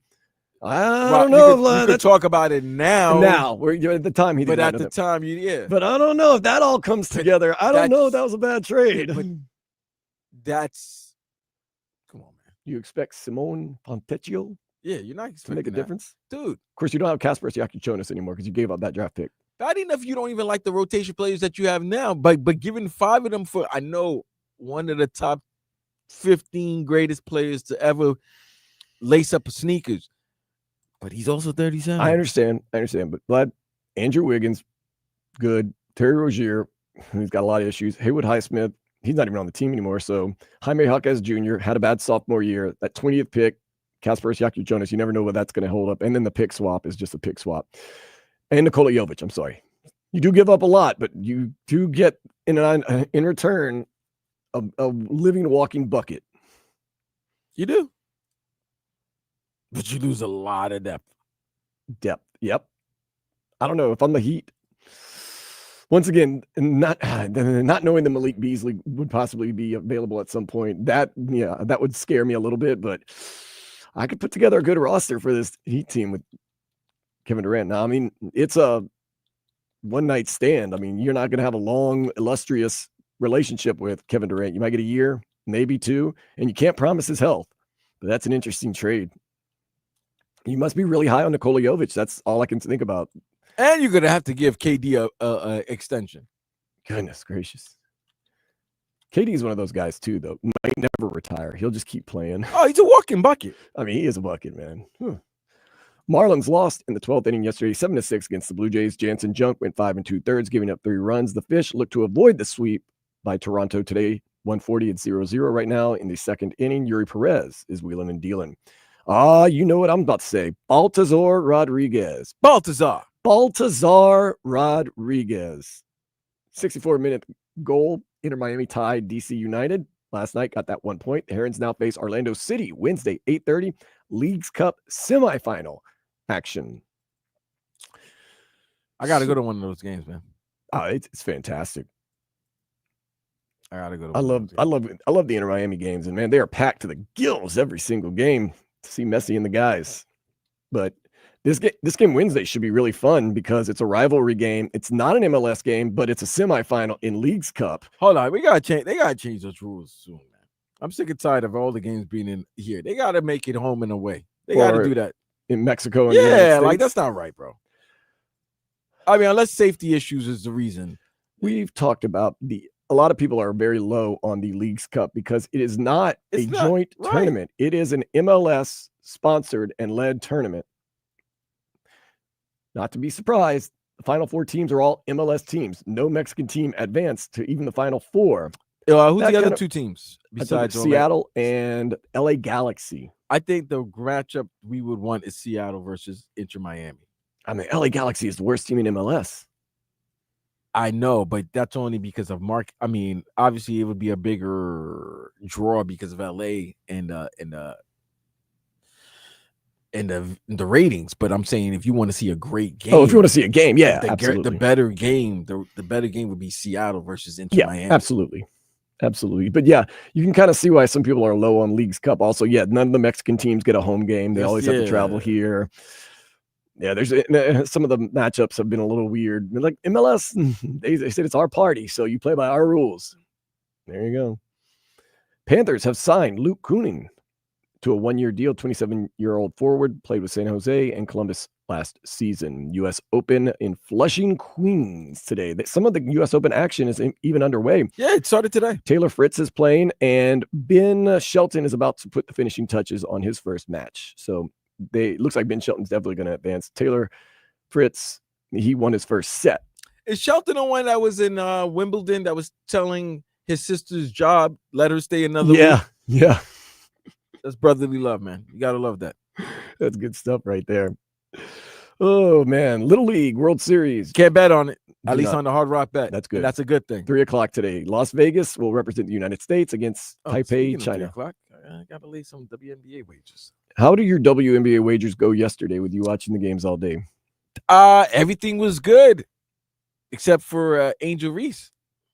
I needed one more rebound or a point for my points rebound over, and it didn't happen. It didn't happen. But that's why there's always a next day.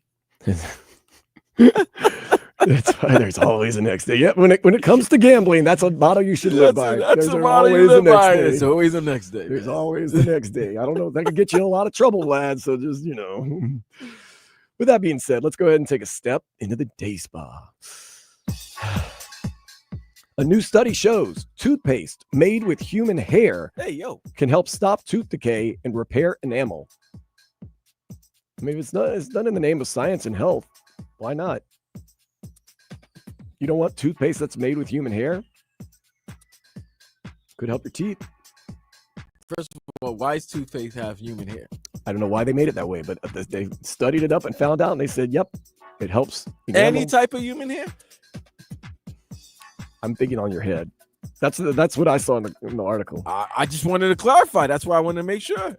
I would think, yes. Because I think a lot of us already have human hair. What do you mean? A lot of us have human hair. When we brush at night. You have human hair in your teeth? When you eat. I'm not gonna. You can't get me, man. You Yeah, can't get me I'm on just that saying, one. you're the one that needs to use your imagination, not me. So that's quintessential. That's why I'm asking: is it human hair? Yes, Is it- human okay, hair. That's human hair. Yes, that is. Okay, DNA. so therefore, yeah, So been doing it right all along. I've been doing it right all along. Dolphins have been doing it right, maybe not all along, but Crunch we're and going to much look into flavor. some of the better highlights and lowlights of this Dolphins team this preseason as they get ready for week 1, 2 weeks from today in Indianapolis. This is Sports Day on 560 WQAM and 104.3 FM WQAM, Miami Sports Leader.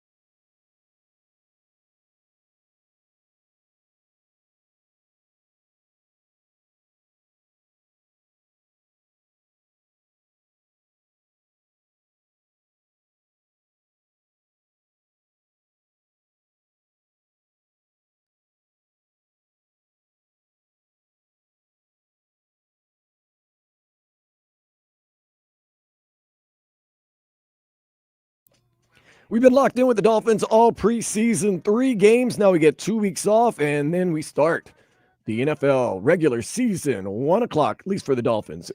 1 o'clock, Indianapolis Colts up in Indy.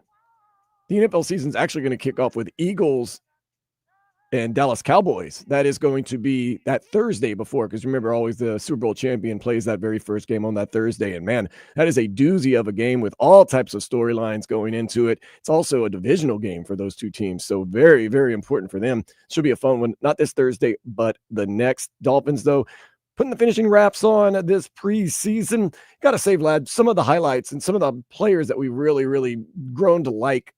Well, the Dolphins, of course, you have to think Ollie Gordon II would be one of the guys that coming out of this camp, most people have been very impressed with. Ollie's going to be everybody's favorite. You could tell. For right now. Yeah. And he has a charismatic personality about him as well. Like you could tell. He has a what's the word I'm looking for? A magnetism? Yeah. Like he draws you, man. He's got a great personality, and you could tell why the teammates like they F with him really hard. You know what I'm saying? Like they really like him. They like his energy, unbridled youth spirit, bro. That's all it is. Right. And remember, like we said, he had the best year in college football for a running back his junior year, had a little falling off his senior year, which caused him to drop to the 7th round. But he can do it. He's a big back. He can make it happen. He's been one of the guys that's been on, everybody's been talking about. Another guy, of course, everybody's favorite player on the team, the backup quarterback, Quinn Ewers. Everyone talking, oh my goodness, this Quinn Ewers is unbelievable. He should be the backup quarterback. Maybe one day even be, dare I say, the starting quarterback. He's had 2 good games. I mean, yesterday was okay. He was good, right? Not great. I mean, he was 5 for 6, but I think he really impressed in that second game. And he showed a lot of advancement as, he played more and got more experience.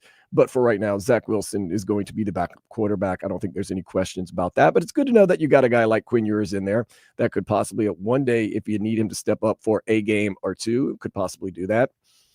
Quinn Ewers is one of those guys, too, highly rated out of high school, one of the most recruited players ever out of high school. He played so well at Texas that Arch Manning sat behind him for 2 years. Yeah, he's got some skill, but once again, 3 preseason games does not make a Hall of Fame career in the NFL. And we had some people last week talking about it. Come on, last week, you're going to hear these people talk about it to this day, okay? They still going to want him to be the starter. They're going to think, oh, he should be QB2, or, hey, man, he might even start even better than Tua, because people just have it in them just to hate on quarterback 1, but it is what it is. Look, everybody is an awesome starting quarterback when they're not starting. And then they get in there and they start. And once again, we can't let Reed Sinnett go. Remember that? Oh, man, Reed Sinnett, he's a baller. Skylar Thompson, we can't put him on the practice squad. Somebody will take him. He's a baller. Skylar Thompson was like the greatest quarterback of all time. And I remember when he was playing that first season, his rookie year, and he was just awful. And people were like, how dare you say that? He's awesome. I'm like, he's not awesome. He's awful. No, you'll see. Okay, so like that's what. So when I'm a little hesitant on Quinn Ewers, his 3rd preseason game of his career, when I'm a little hesitant, maybe it's because of the past that's happened with us stuff. Maybe, but if he is the next Dan Marino, kudos to you. I'm gonna say you, not you, Vlad, but whoever is out there hinting that he could be the next Dan Marino, kudos, absolute kudos. Trying to think of some of the other, high points. I liked, what do they call him? Kenny G. KG? Kenneth Grant. I call him KG, man. I've liked him a lot. G. I thought he's made some good plays. Maybe not everybody's talking about him, but as your 1st round pick, you have to be kind of excited about that. Some of it, I'll say this, Vlad, this is going to sound kind of weird, and maybe not so weird. You look at some of the things that have disappointed you in this preseason, and I'll say Tyreek Hill's kind of disappointed me. He hasn't practiced a lot. He hasn't played in any games. Come on, man. He hasn't really done anything. I don't like it. What did you think he was going to expect? This is what I love about you, bro. You are the good side. When they say there's 2 sides, you have your conscience, the good side and the bad side. Yeah. You're the good side all the time. You're the good side. Vlad, bad all the time. And I told you, things are going to end the way you think it's going to end. I said this. I will never forget this. I said this May 2024 last year, when all the talk were about in South Florida were about 2 superstar players and the way they wanted money. And what did I said, do not give this men the money because you're going to be stuck with them. Sooner or later, the headache is going to outweigh the talent. Those 2 players were Tyreek Hill for the Dolphins, Jimmy Butler for the Heat. What did the Dolphins do? Once they gave Tua that money, they started giving everybody extensions. McDaniel got an extension. Jaylen got it. Waddle got an extension. Jalen Ramsey got an extension. Everybody gets an extension. All right, cool. Miami Heat, same situation. They knew what was happening, and they played a different hand, and it, for the most part, kind of ruined the season. They did. So now, because you gave that money, guess what happened? You're stuck with Tyreek. And what you saw happen early this year on the final game of the 2024 season, the continuous talk about this during the offseason, to the point where finally your quarterback, the guy that everybody wants to be the L word. Who do it? Say it. I'm not. I don't want another shot. Okay. Leader. You know, he talked about it. Then poor Mike McDaniel doing his job, doing a great job, by the way. I thought it was a great job. It was a legit question to ask. It was kind of an innocent question at first. Innocent. He was not trying to poke the bear. Come on, why are you just trying to look? Let me ask these guys questions. You know, preseason's going on. Everybody wants to hear from the quarterback. Let me just ask him a question. Boom. Let him give him a question. Nah, Tua just goes, truthful Tua. And then now what? Another week of questions. And then yesterday, what did we see? It looked like there was a part of yesterday's game watching it. Because, we had the TVs in that little booth where we sit. And you saw Tua right behind Mike McDaniel. And it looked like, it was like, it almost looked like part, hey, coach, put me in, coach. And then the other part of, when a kid does something bad and it's just waiting to see if his parents are going to recognize that they did something bad. It was both. It was like both of that simulated into one. I don't know. I do not know what to expect from this team, from those players, because everybody's crapping on them, which I don't understand. I really don't understand why they fantasy media members thinking that Tyreek Hill, who had one bad season due to multiple things. Bad season. I would say not a good season. He had a bad season. He almost had 1,000 yards. He had a bad season compared to for him. Tyreek standards. Yes, you're right. But people are thinking that that's what we're going to see now. That's what Vegas is expecting. That's what pundits. I don't expect that. I don't think that. This is my only thing. Whatever the relationship is between Tua and Tyreek, and I have reason to believe it's a little bit on his shells. What if Tua says, you know what? I've worked with Jaylen Waddle for years. I've worked with him all summer. Tyreek hasn't been around. We've got a special rapport. I want to work that rapport. Tua starts favoring Waddle. Waddle starts getting some big patches, some big yards. Tyreek kind of goes by the waist. And when I say by the wayside, becomes maybe receiver number 2. That could be kind of crazy because Tyreek is not a number 2. And I could see that happening because of the way Tua likes to have a relationship, a rapport with his players. He's had a rapport with Jaylen Waddle since Tuscaloosa. Yeah. So he saw what happened last year. Like, that's the other thing. If you look at Tua's numbers last year, you're like, damn, the man only played what? 8, 9, 10, 11 games? He missed 6 games. So he played 11 games? 10, because there was one game he was in and then he was really out of it. So 10 and a half, and he nearly threw for 3,000 yards. That's crazy, bro. 72% completion percentage. Say what we want about him, but when he plays, they win. When he plays, the offense goes. Yes, it's true. So say what you want about him. One of the other disappointments, and we're going to get to him, is Darren Waller. Dresses up yesterday, has a good workout in pregame workout, and then haven't seen them. Tua even admitted it, and once again, we got honest Tua, which sometimes it feels good. I love honest Tua. Sometimes it hurts. Straight up, they asked Tua, have you been working with Darren Waller? Not so much, he says. Straight up. I was just like, oh, man. You're very big on chemistry with players. How much have you been able to work with Darren Waller, and what's that process like trying to develop some chemistry with him? I haven't had a ton of reps with Waller, just because he's working his way back into the feeling of running, his routes, and then the feeling of his pads as well. So His pads. hopefully this next upcoming week we can work on a lot of those things prior to the week 1 lead up to play the Colts. Hold up. That was a little bit of a crawfish. Of his pads? You got to get the feel of your pads back, man. That was an answer that does His not. pads? That was an answer that does not give me a lot of confidence. I have not. He has yet to get used on putting on pads? Got to get used to putting your pad, the feel of your pads. What? That means Tua has not worked with Darren Waller at all. I don't have to say it any other more bluntly than they have not worked together at all. He has yet to get. Nah. That's searching man. for an answer. That's searching for time to buy you time for to get an Nah, answer. bro. Yo, bro. It's like someone asks you, "So Vlad, what did you do last night?" What did I do last night? Well, last night was Saturday, so. By the way, if you got to do that, you're making up. Yeah, that's what I'm saying. Like you should be immediately boom. That's what I did. He's trying to get used to running again and the feel of his pads. Like He has to get used to his pads. Is crazy. I don't have to read too deeply into what that meant. That's crazy. Yeah. Okay, Darren Waller. If you're having a problem with getting used to the feeling of your pads, you got a lot of problems. You're not going to be much for this season. I'm sorry, Vlad. You got a myriad. I got to get used to my pads. Wow. Glad you played that one again, Vlad, because I didn't catch it on the first I time. didn't catch. That's why you were talking about. I'm like, oh, let me play this again so that the audience knows what you're referring to. And then when you really listen to it, it's like true for Tua. He's so honest. He's got to get used to. I'm like, all right, yeah, he's got to get used to. But getting his pads.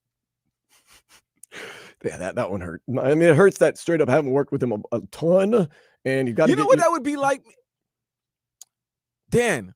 How does it? Have you worked with Vlad on the air? Is there any chemistry? Yeah, Vlad is getting back to Vlad's getting back to shape and everything. He's working with his voice. He's want to make sure he's got the right octave. He wants to make sure, he's getting used to his headset. Yeah. Wait, what? He's got to make sure and try to remember how to turn on a microphone. And he's got to have the right headset on for his ears. What? That's the reason why he hasn't been on the air? Because he hasn't had the right headset? Don't want to rush you back. Okay. Darren Waller, I'm starting to my stock on him is down right now. Just to say. Fam. I might be so bitter at Darren Waller because I drafted him early in a fantasy and he didn't really have a good season. That might have been.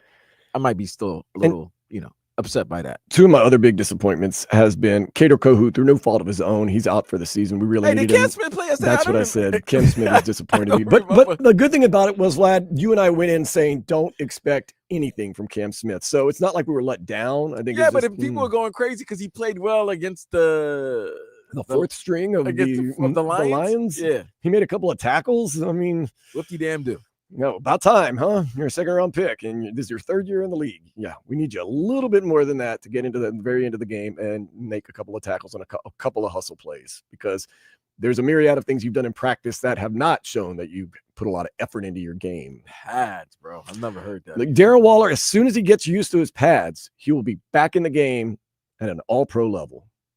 That's wild. Tua told you. You heard it here first. Tua told you. Up next, going to do something or nothing here on 560 WQAM.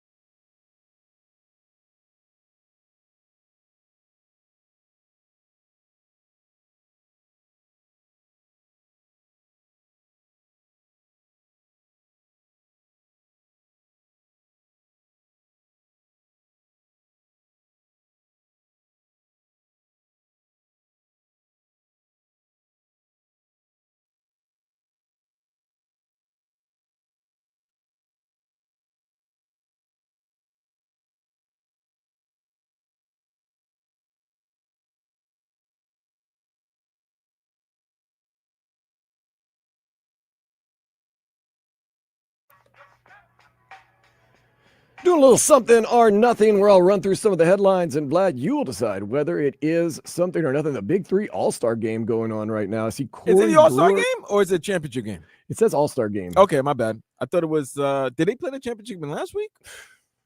I don't know. Shout out I to the see Big Dwight. Three. I see Dwight Howard. I see I Corey do, Brewer. yeah. I do see the Dwight Howard, Corey Brewer, They love the game. Greg Monroe, I believe was also there. They love the game, man. Let me check because Love I for the think game. they did the championship maybe last week or this week, And so they're doing the All-Star game, like, or they football might be afterwards. doing both. Yes, today. It's I think they're doing a championship and a All-Star game. Okay, cool. All right, it's in Orlando. Jamlando. Let's get to some more of these headlines. Vikings, they signed Carson Wentz. Whoa. They also trade Sam Howell to the Eagles. Is that something or nothing? Say that again. Carson Wentz is now a Viking. Yeah. So wait, he was a Ram, right? Yep. And they let him go. Did they cut him or they traded him? They signed him. The Vikings signed him. So yeah. Then the Rams must. Damn, the Rams went with Stokely Bennett, huh? Mm-hmm. Sam Howell is now with the Eagles today. Sam went to the Eagles. Wentz went. I liked it for the Vikings because they have a good team. You know what their coach can do with a quarterback. Carson knows this offense very well because he's been under Sean McVay, and O'Connell came from the McVay coaching tree. Yep. Which is part Kyle Shanahan. I like it. I like it for everybody. I think it's good. Yeah. I like for everybody because you want a guy in case something happens to JJ McCarthy that can hold the fort down until he gets back. Same thing with the Eagles. Nobody ever mentions who their backup quarterback is. I believe last year was Kenny Pickett. So now they got Sam Howell, who knows the division very well. Yeah. Be good. Yeah. Tampa Bay Buccaneers, they waive rookie safety Shiloh Sanders after throwing a punch against the Bills. Oh, did you see it? I didn't see that he threw a punch. I didn't think it was that nasty. I thought it was it was a punch, but it was a football fight. Like, they were going back and forth, and they were kind of not swinging on each other, but, tangling up, and he threw a punch. So the Buccaneers decided to waive him today. Well, I mean, whatever, Todd Bowles. That's a nay. I'm all about the Sanders, bro. Oh yeah, Shiloh Sanders. I'm all Shiloh's. I love both of them. Shiloh's the funny one. I like Shiloh because he's so damn funny. He does the best impersonation of his father when he dances and everything in the end zone. Oh, come on, man. His stuff. Okay, so Shiloh Sanders is out there, man. We need some secondary help. That's what I was thinking. And you know who his manager is? Drew Rosenhaus. Okay, that seems like it's pretty much meant to be. This one's kind of sad, though. Mastodon's lead singer, Brent Hines, he died in a motorcycle accident this past week. Damn. That's crazy. I saw like a lot of things online about it. And I was like, what happened to Brent Hines? Do you ever listen to heavy metal music or heavy music, Vlad? Now, no. Back in the days, maybe. Or like just periodically, not like you put it on for hours and hours on hours on end. If it's on and when it catches my ear, I'm late, but I'm not. No. Do you ever go to industrial bars and like just no? Why not? Why you say so? No. I'm just letting you know. No, it's not. I'll listen to it periodically, but I don't put like the guys and girls, because there are some girls that rock out to like heavy music all the time. Like, how do you sit for like an hour and a half and just listen to the loudest, heaviest music you listen to? It's like, man. An unlicensed dental tech used unorthodox adhesives on victims' teeth.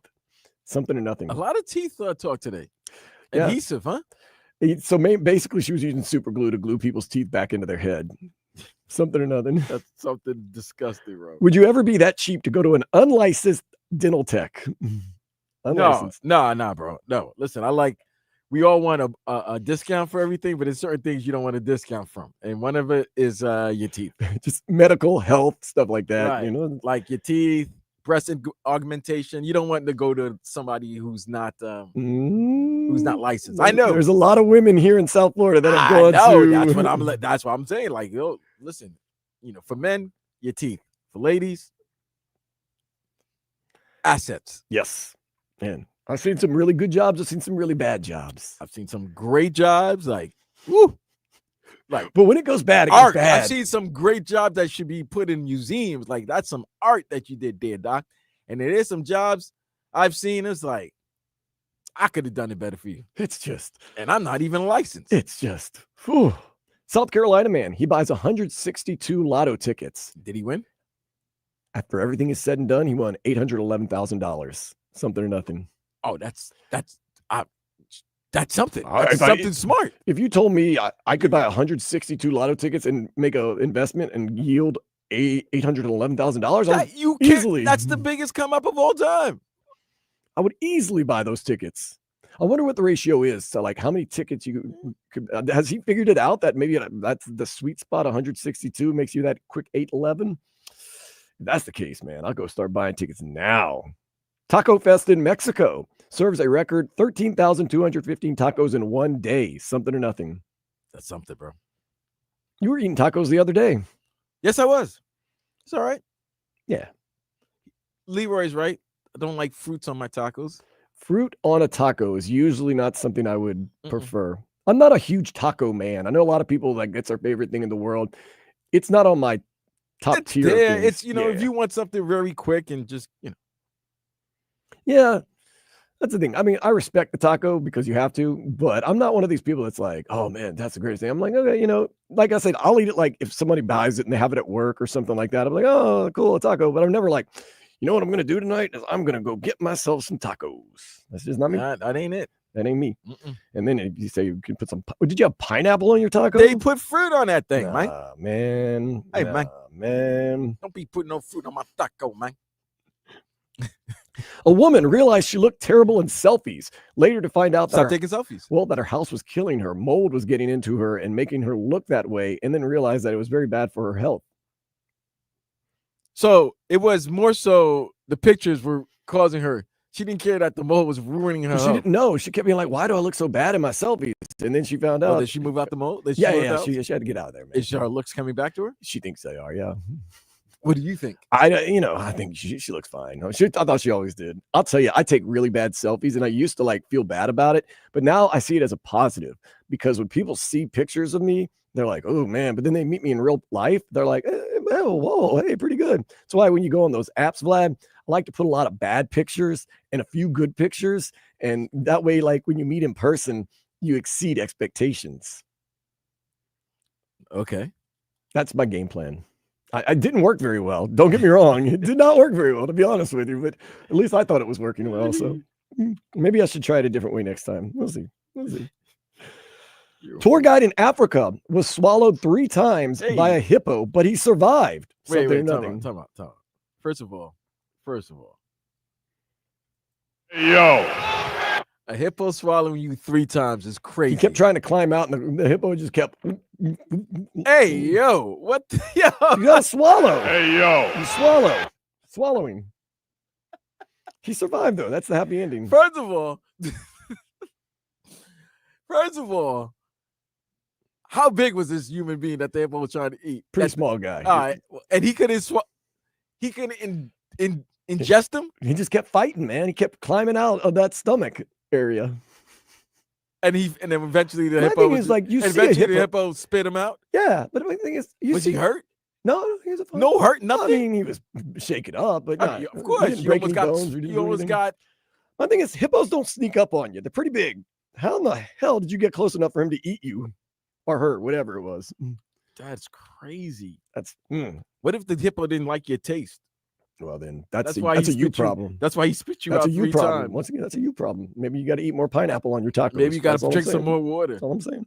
Last but not least, remember a couple of years ago that woman that was in California at a Wendy's and she bit into some chili that she had bought and a human finger was in there? Hey, come on, man. Now we went from hippo eating a human now to a person eating a finger at a Wendy's chili. Well, this woman in California, she bit into her chili and Mhm. a human finger was there.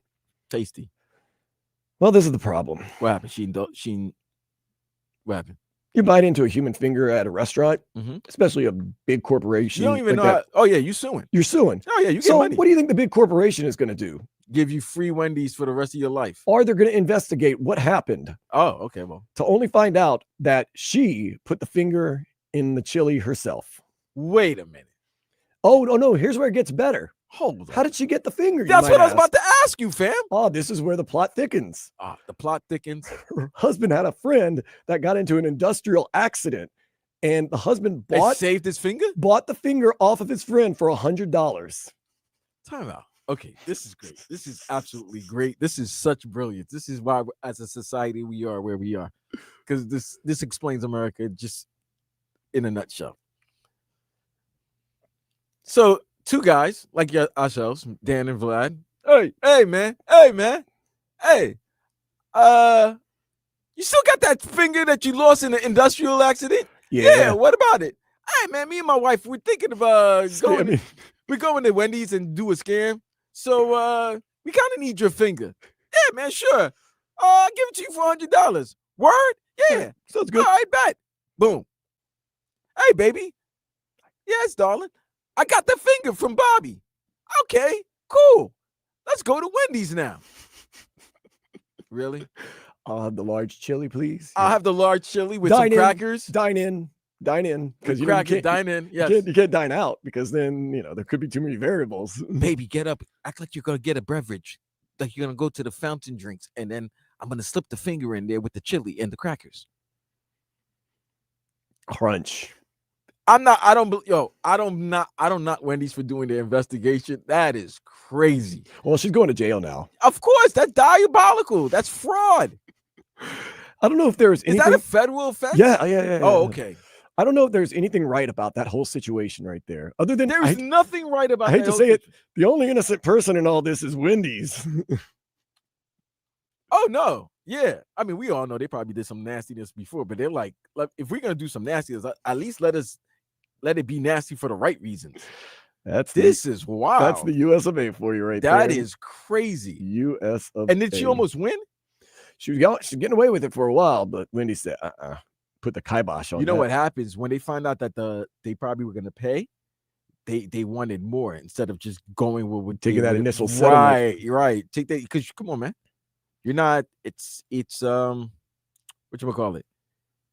It is easy money. You don't have you're not spending any money on this. It's a scam.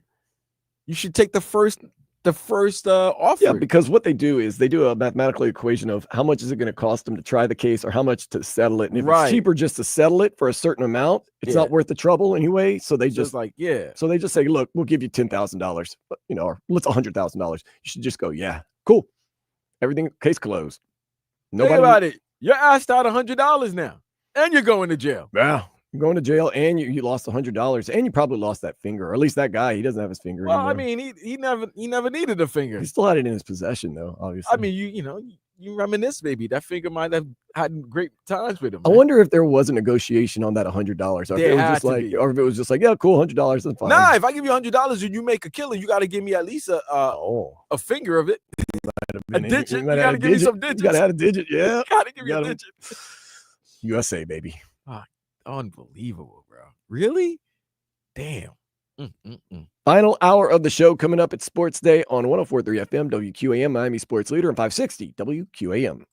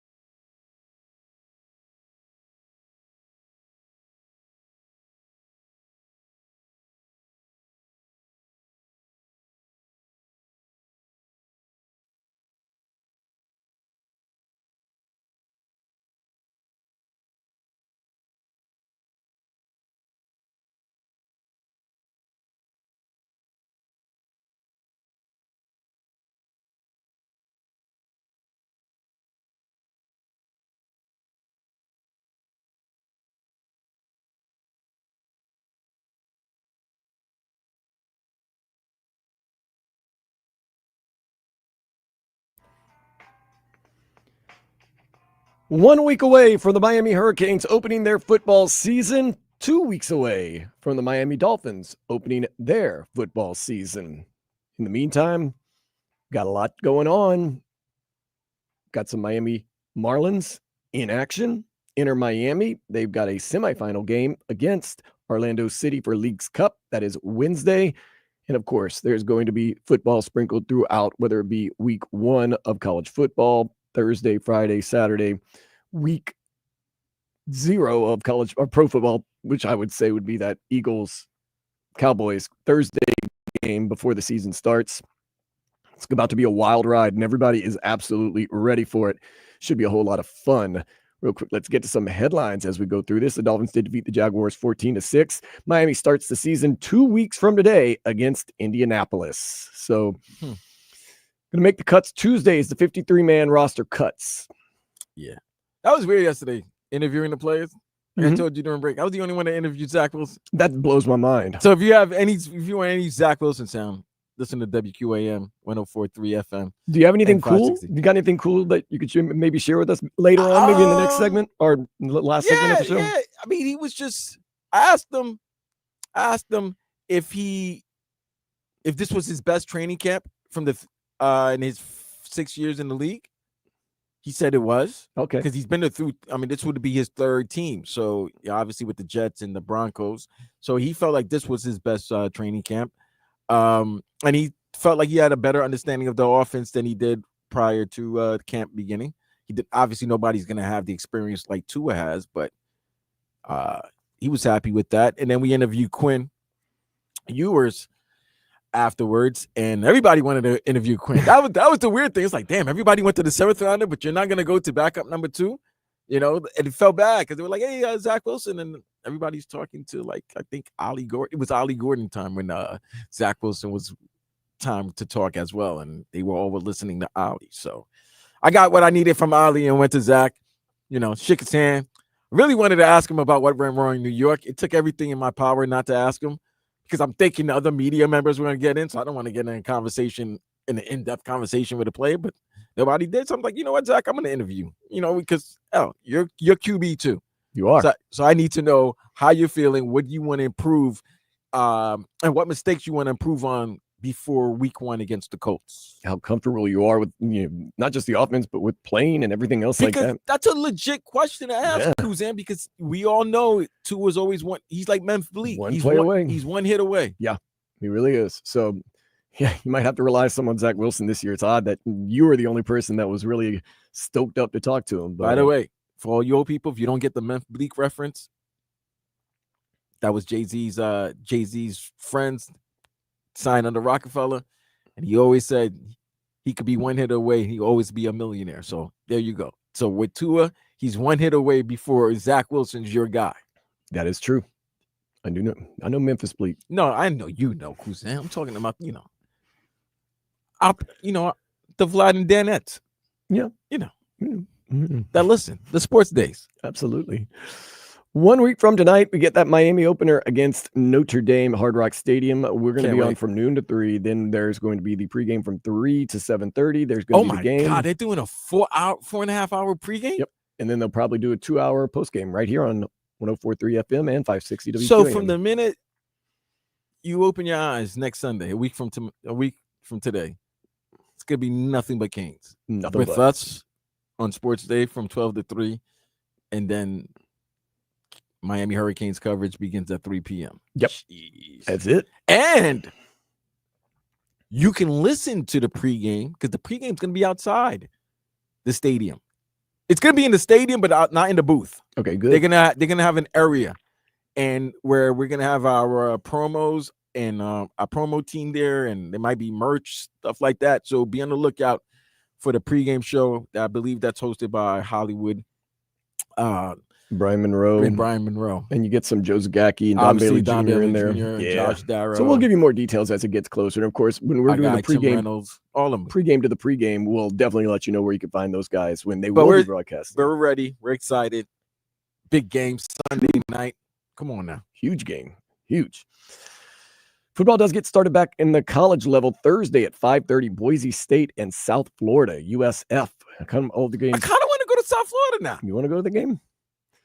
Wisconsin, Miami, Ohio State play that night. Also, Missouri and Central Arkansas. It's a lot of those Thursday games. That's probably the biggest one right there. You know Boise what? State I and know where South I'm Florida. going, bro. There's only one spot to go to, bro. Duffy's in That's where Plantation. we'll be. Duffy's in Plantation. I'll be there, man. Every TV. Hi, Sabrina. Sabrina, Justin, What's up, Val Justin? behind the bar. They'll Hi, all Sabrina. be there. We're making it happen. It'll be awesome. Plus, all the games will be on because they have. I tried to count one time and I lost count at like 60 TVs in the one sports bar. It's like, goodness gracious. And you're right. Now, even though it's college, but we're going to have games on Thursday.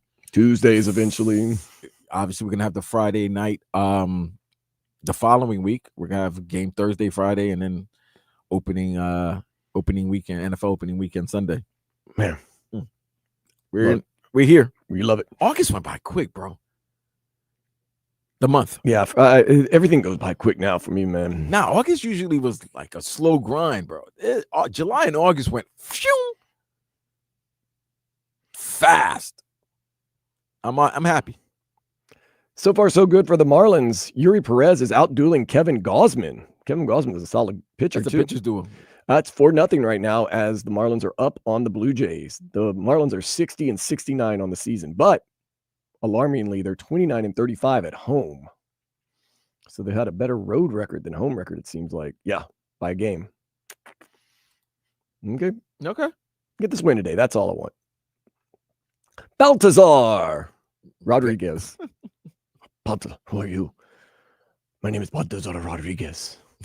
I'm here to score goals when Messi is not home. There you go. You already know. Messi is not here. You have Baltazar. I will avenge the death of my father. It sounds right. It just sounds right. It sounds like, come on, bro. Baltazar, it sounds like you got to defend the honor of your family. Oh, yeah. Like something happened to your family. Yeah, something happened. You disgrace my family. Baltazar is the guy you have to worry about. Right. Something happened to your family. You got to avenge your family's name. You like, got to avenge your dad's death. Like your name's Greg or Tom. Yeah. Greg. Maybe you'll defend your family's Baltazar? honor. But Baltazar? No, you're doing it, man. You're in there. You even got like birthmarks that are just weirder than everybody.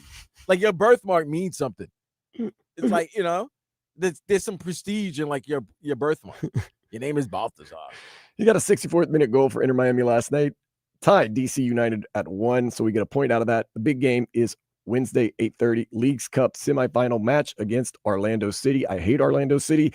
They took it to us last time, a couple of weeks ago, 4-1 up in Orlando. That was no Messi. You should probably get Messi and all the crew back. They were resting up last night. So hopefully you can get in there, get into the final where you would face either Seattle, the Sounders, or the LA Galaxy, who you recently did beat, although it did take some late heroics from Messi. And that would be a Leagues Cup championship. That would be another trophy for this team. And although it's not your main goal, it is a pretty nice thing to have, I think. Okay.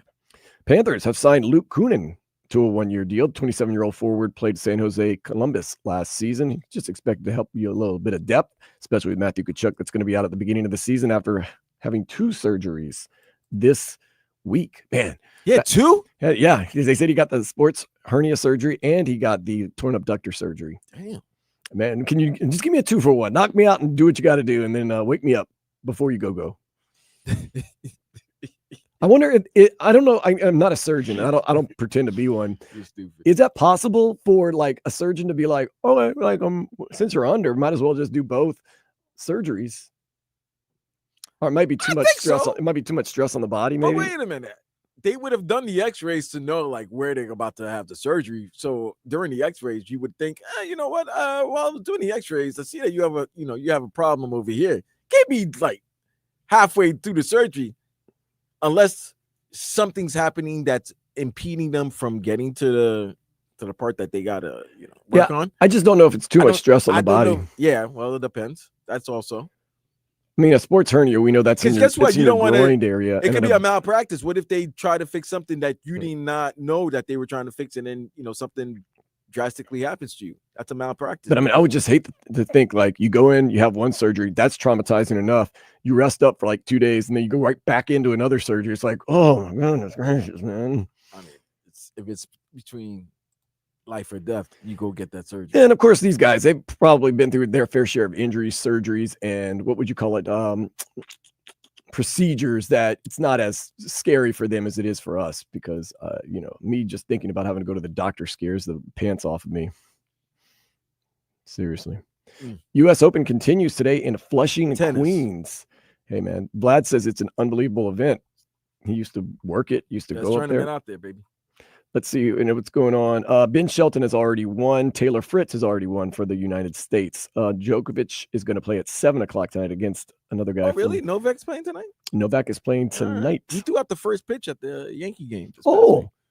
he's coming around a little bit, man. As much as I didn't like him at times, he dances and sings to his kids in the stands and, jokes around a lot. And it seems like, I'll be honest, he's enjoying himself a little bit more. And I think what happened is he's always enjoyed himself. You people didn't like the fact he was enjoying himself. So now that you're finally starting to enjoy yourself, you're like, hey, you know what? He's not a bad guy. Just because not taking he enjoys himself his too life. serious. Listen, man, he's good.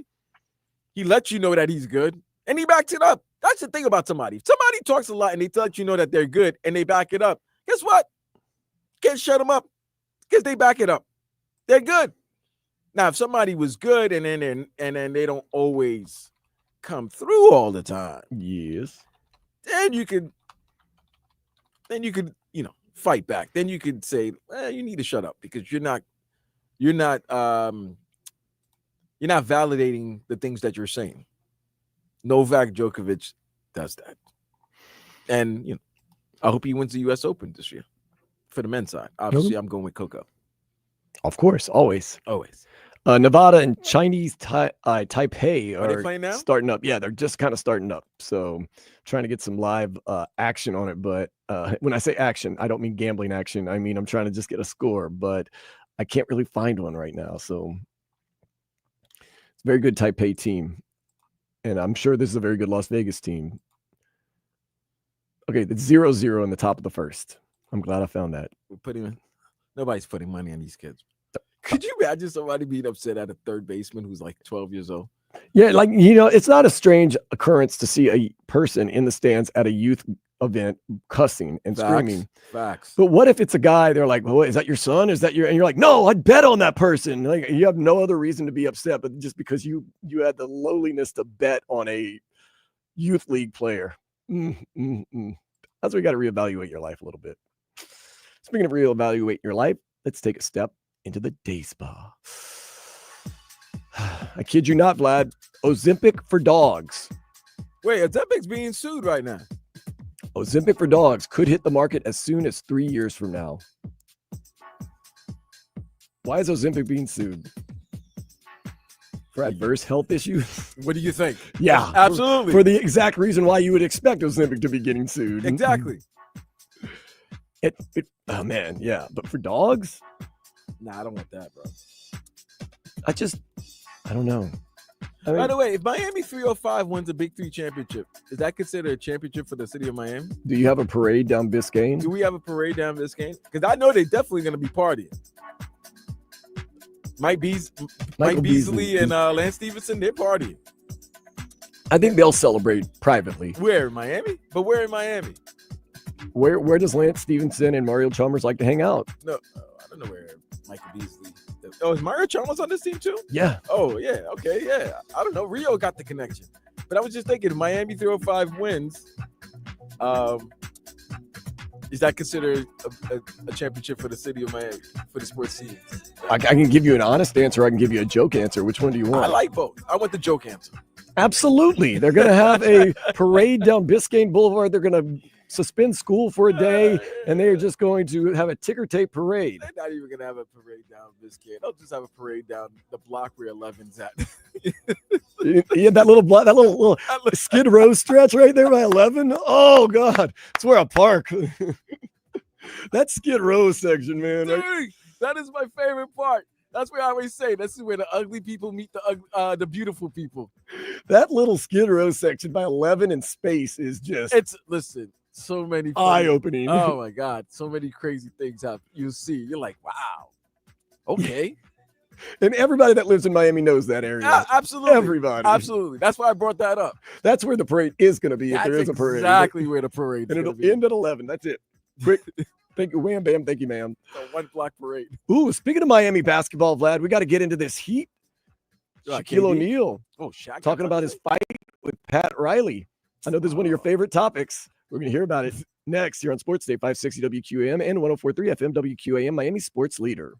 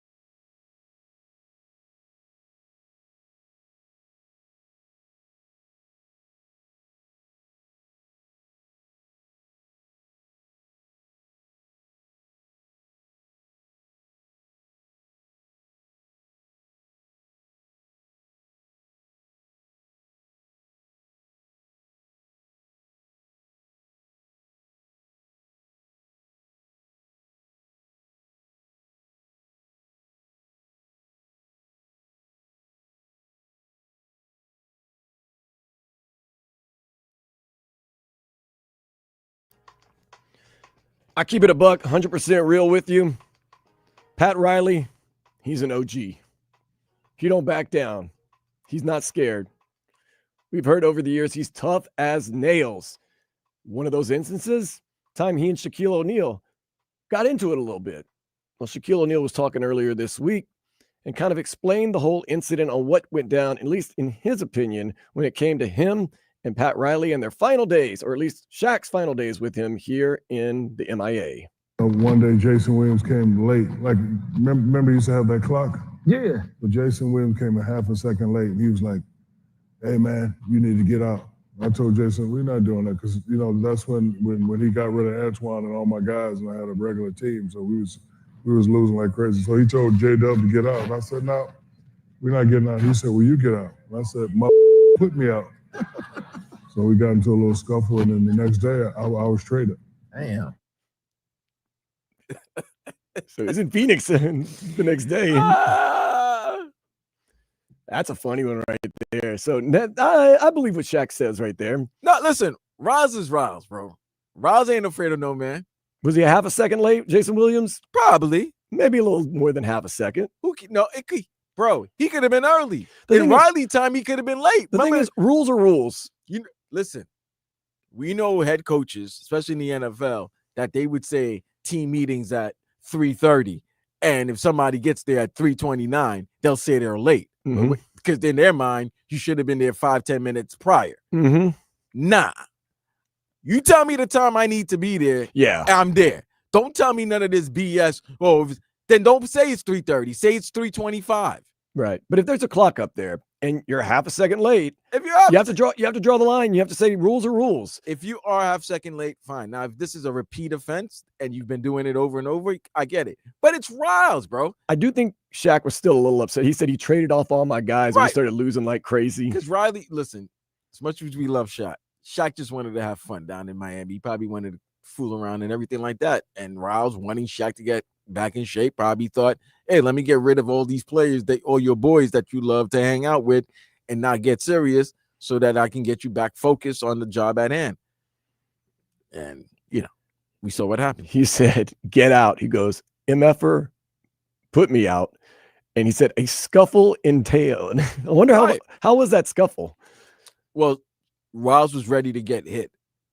And Shaq was probably upset to the point that the Udonis Haslams and other players knew that Shaq was going to hurt that old man. Now, listen, I respect you for standing 10-toe down. Yeah. But there are variables that need to be factored in trying to stay 10-toe down. Because I don't think Mrs. Riley wants to see Pat all hemmed up, all bandaged up. He might have caught a few. A 7-footer hits Riley, one of and the you biggest, know, strongest let me tell you athletes this. of all time. I don't care what anybody says. You've all wanted to hit your boss at one point, at one time or another. So the fact of the matter is, if he had a chance and he says, make me, and he's like, all right, well, you say, all right, whatever happens to Pat Riley, he asked for it. But that's respect. He though. agreed upon it. I got to respect that out of Pat Riley. No, I do. I definitely respect it. Sometimes I always say you get more respect in getting your ass kicked than not taking the fight at all. Yeah. You know what I'm saying? Like we were talking about this a couple of weeks ago with Mike McDaniel and Dan Campbell when everybody was calling the Dolphins soft. I'm like, if there's another scuffle, Mike McDaniel just should snuff Dan Campbell. I'm just sick of it. Like, you're not gonna punk us anymore. Now, if Dan Campbell destroys Mike McDaniel, well, yeah, guess what? That was supposed to happen. Yeah. But you know what you're gonna do?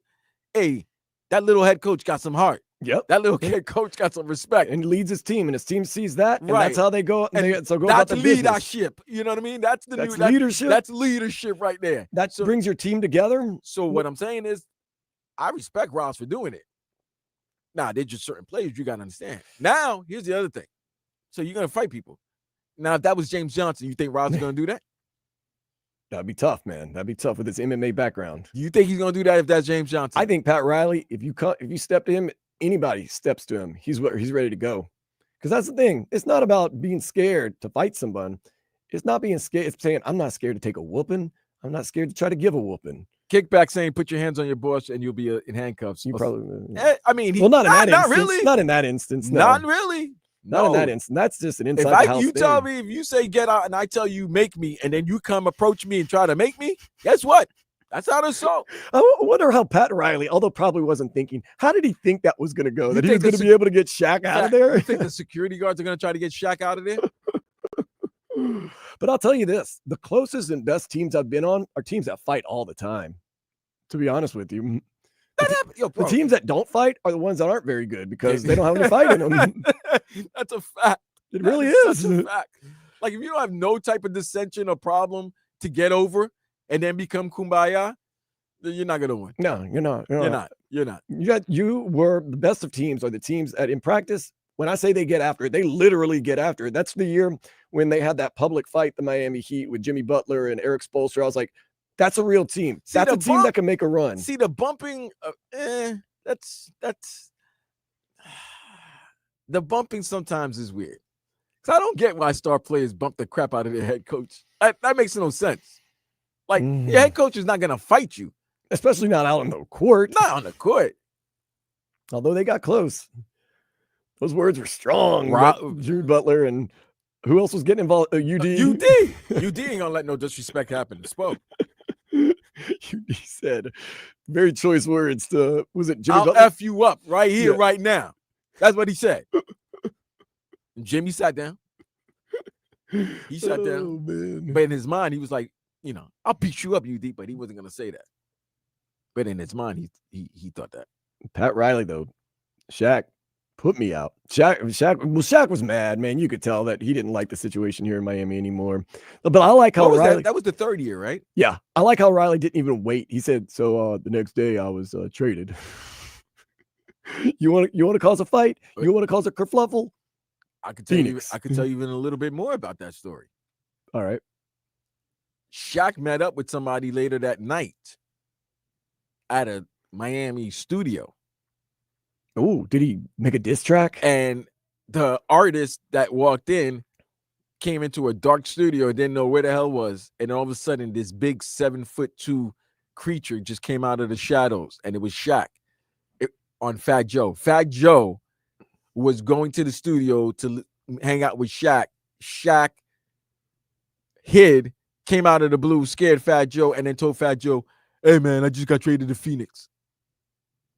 So the first person that knew that Shaq was traded to Phoenix was Fat Joe. And they were supposed to be, I don't know if they were supposed to be working on music or kicking it. That's funny that you say this story now because Fat Joe mentioned this story in his podcast, Joe and Jada. And I can actually kind of put the whole story together. Yeah, put the puzzle together, put the two and two. And so then, okay, cool. The fight happened with Jason Williams that day. Later on that night, he was hanging out. He was chilling with he was supposed to chill with Fat Joe. And he got traded. Told Fat Joe, I got traded to Phoenix. Was Shaq just here at that last year? Was he just on a vacation, man? Was he just trying to live the good life, the Miami life? You got to understand. I think Roz was upset.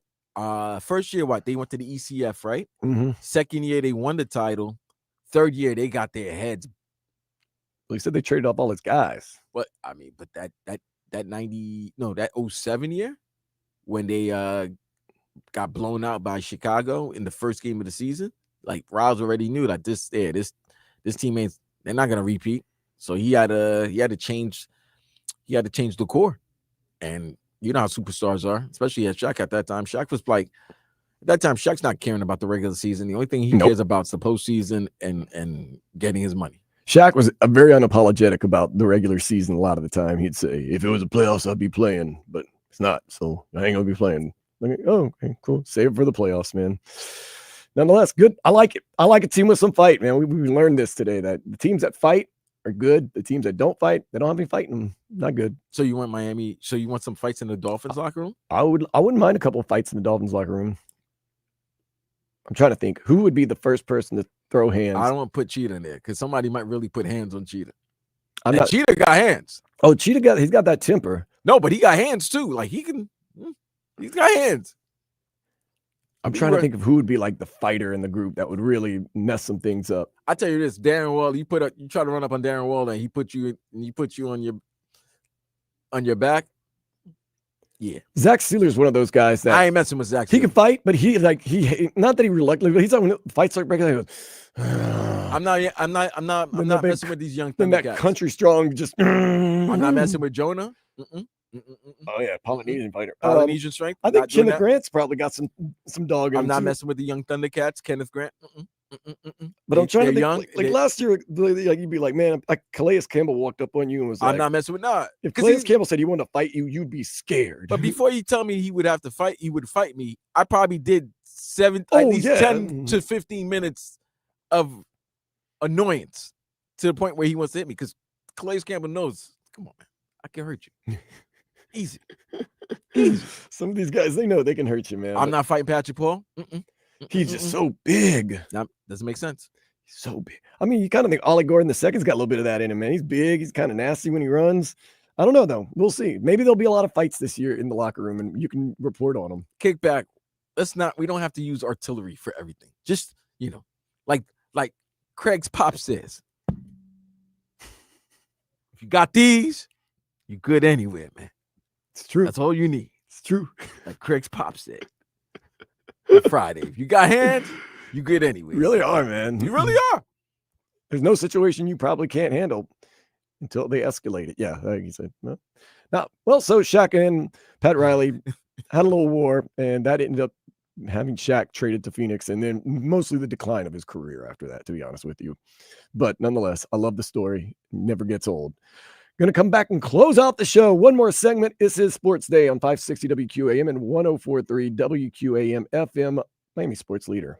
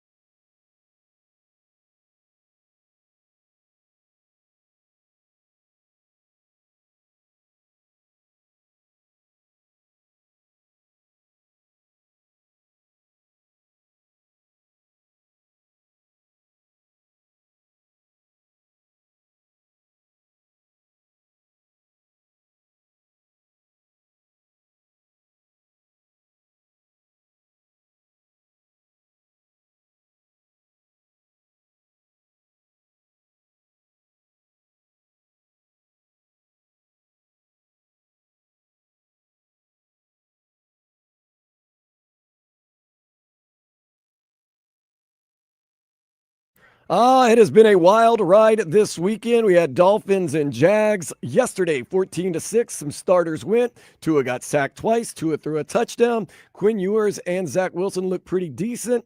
Vlad was the only person that interviewed Zach Wilson after the game. That kind of surprised me a little bit. And it wasn't an quote unquote exclusive. It was just you were really kind of the only guy. I was the only guy, literally. You want to hear some sound? Yeah, we got anything cool from Zach Wilson since you're the only person. This is exclusive right here because no one else has his Zach Wilson interview sound. I guess, yeah. All right, You're the only person that recorded and talked to him yesterday. I only asked him 3 questions. I felt bad for him too because it's like, damn, nobody want to ask the quarterback. Backup quarterback. Yeah, This guy could start a couple games this year. I mean, there's a great possibility he might. Let's see here. All right, let's see let's play some Zach Wilson here. What he's learned. I asked him how he felt about his training camp so far, and this is what he answered. Yeah, I mean, I think it's been good. I think a lot of things to keep learning from every day. Of course, some plays that I want back, but I feel like I've been able to get to the point where I feel comfortable running this offense and just trying to give us the best opportunity to go out there and play well and just trying to focus on doing my job. Business-like. Zach Wilson, just business-like out there, trying to do his best, what he's learned, how it's gotten better. Yeah, I mean, dude, and I assume he, understands the offense better now because everybody always says this is a complicated offense to learn. It looks like it was very complicated with the guys like Snoop Huntley coming in last year, and even Skylar Thompson didn't look like he knew, and Tim Boyle never looked like he knew. So yeah. So I asked him that, and this is what he answered. Yeah, I think so for sure. I don't think it's exactly where I want to be. Obviously Tua being in the system now for 4 years, it's gonna be different because he's had a lot of looks and reps at some of these plays. But I definitely feel like I'm in a good spot where I believe I can go out there and execute to my full potential. Got some confidence right there. He does Execute have to his full potential. Now, 6 years in the league, 3 teams. He's been through 6 training camps. Mhm. I asked him, this is his best training camp so far in his NFL career. Yeah, it's I don't know, it's different. I would say there's been some learning curves with this offense that maybe I didn't have to go through in some other places. Some different things that they believe in this offense that I've had to learn and try and go through. And I definitely feel like that's been a positive for me, but I think it also takes a little bit of getting used to it as far as what they're asking. Okay, so it's different. Is it good? Yes. Different though. Different. And he's worked with Sean Payton last year, and of course a myriad of coaches with the Jets. And everybody know I did not tell him I'm a longtime diehard Jets fan who has his jersey and everything. I wasn't going to tell him that because it really, but I did though. I really did. But I didn't think it was the right time. Yeah. No, it might have been the right time though. Because grow the relationship a little bit. I kind of want to grow a relationship. Yeah. I'm still scarred. I'm still a little scarred. I'm sure he is too, to be honest with you. We're both scarred. We're both scarred. It's like, you've both been through this together. We both know what Jetdom is. Let him focus on this new team. Let him focus on the aqua, the aqua and orange. You know what I'm saying? Then maybe after he has a good game, you go, man, it's always good. Hey. I never mentioned this to you, but I'm a diehard grow up. I'm not gonna bring my Jet jersey and have him sign or anything like that. No. But when he's feeling good, he has a good game. You come back and you're like, hey man, what's going on? I always had your back. Yeah, I got your jersey. I'll never wear it. I'll never wear it again. But I got your jersey. A Jets jersey? Oh, I'm gonna wear it. Okay, I'm gonna wear it. I'll wear it just to troll you guys. But then the last question I asked him, because anything can happen. What can the offense work on before week 1? What can they improve on? Yeah, I mean, I think just being a cohesive unit that can go out there, avoid the negative plays when we have a positive play, not have it taken away by a penalty or a false start or something like that. I think the operation just being smooth and then just getting the ball out of our hands and letting our playmakers that we have make plays. Maybe that's why you were the only person interviewing Black. Very vanilla answers. It starts with, yeah. Right. And guess what? That's a guy that's been in the league for 6 years and knows just give vanilla answers as a backup quarterback. They're not going to bother me. Right. Quinn Ewers, on the other hand, that boy was happy. Like, you can't take the joy out that man's face. Like, I just asked him a simple question. Like, same question I asked, what did you learn in your first training camp? A lot. I think that I got to see kind of what it takes to be a NFL guy. Obviously watching Tua play and then getting some stuff from Zach as well. But man, just what an opportunity that I've been given.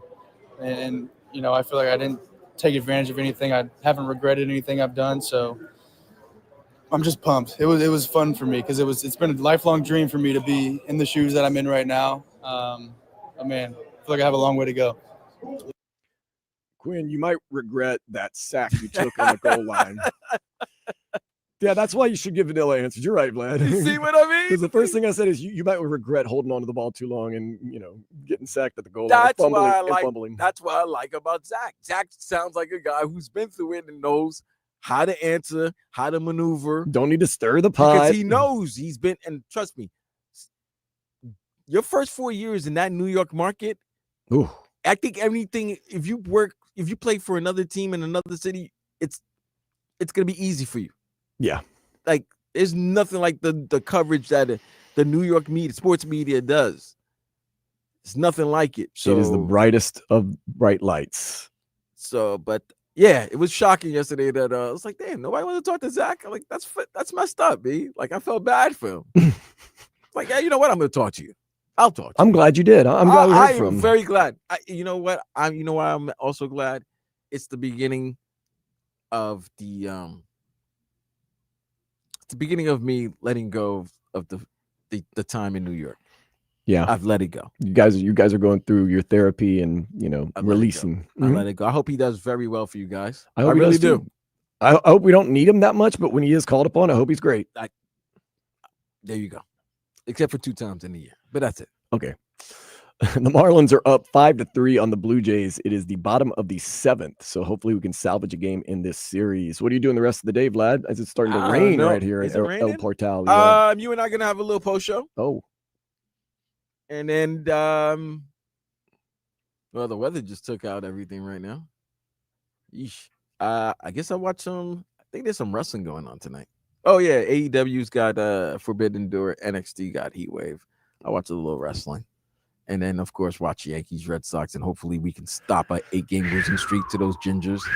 Jesus Christ, for the love of Vlad, what is happened? going on? What happened to the Yankees? We stink. Boone needs to go. That's it. Boone's had to go for a long time. But then I got friends who are trying to, like, you ever have a friend, and this is the last part before we go talk to you guys next weekend. You ever have a friend who wants to hold on to something that happened years ago because you were passionate about something and then they didn't want that to happen? Here's the example. I have a friend of mine, and you guys actually know him because he's a former 560 WQAM legend, Joe Costello. Listen to him on WFO radio. Diehard Yankee fans, and he's a Joe Girardi guy. Now, when Joe Girardi won the title in 2009, everything was copacetic. Everything was great. But then 8 years after the fact, the man can't win. So it was like, yo, he's got to go, but he's still holding on to 2009. So now, Boone stinks, and he's like, oh, fire Boone. And I'm like, I agree with you, but there's a little extra with your, you know what I'm saying? Like, there's a little nastiness with your firing. You want him fired just so that to get back at something from 8 years ago. You don't want him really fired because you don't even watch the games like that. You're just seeing and hearing what the media is saying. So that's the problem. So there's inner fighting going on with Yankee fans because of Aaron Boone and his horrible managerial ways. Look at that status. Terrible. Oh man. But hopefully the Marlins can beat the Jays because we need the Jays to lose. Yep. And I need the Marlins to win 70 games. So you know what I mean? Yeah, you do need that 70 games, man. You're 10 games away. You get this win, you go to 61. I need 10 wins. You know what I'm saying? It's only 27 games left. They can do it, though. They better. They can do it. They better. So we got a busy week here. Of course, we're going to have the cuts on Tuesday for the Dolphins. That's going to be an exciting and a very nerve-wracking day, I'm sure, for most in that organization. And then, of course, Wednesday, we have some more Inter Miami. Messi and the crew should be back. Maybe hopefully. not. Hopefully Messi. I think Suarez and the rest of the guys. I think they just rested everybody last night against DC United. Let the young guys you know who we like on the team. Oh, Baltazar Rodriguez. Get some shine. And then, we've got the Marlins playing all week long. It's going to be a good time, fun times. When we'll be back, we're back next weekend. Saturday. Pregame. For the pregame of the So next weekend is probably our last full weekend. We'll get 3 hours on Saturday, 4 hours on Sunday. We're only getting 3 on Saturday? Saturday. What's going on Saturday? Remember the pregame for the Hurricanes Sunday. Irish game. Okay, so we get 4 hours on Saturday, 3 hours on Sunday. Yeah. I keep thinking, why do I think college football is on Saturday? Because college football is usually played on Saturdays. So my days next mixed up. weekend is our last full weekend of the Saturday, Sundays of the weekend show, and then obviously when the football season comes in, we'll probably won't be on. It's crazy all over the place. Of course, we got post game for all the Dolphins games and all the other good stuff. So it really, how do what I do to keep up with my own schedule or anything schedule? Go to @Vlad2078 or @DanDayRadio. Hope you have a great rest of your weekend. Come on, Marlins, get this win. For my cousin Vladimir Lusson, I am Dan Day. This has been another edition of Sports Day on 560 WQAM and 104.3 FM WQAM, Miami's sports leader. Later, Slug.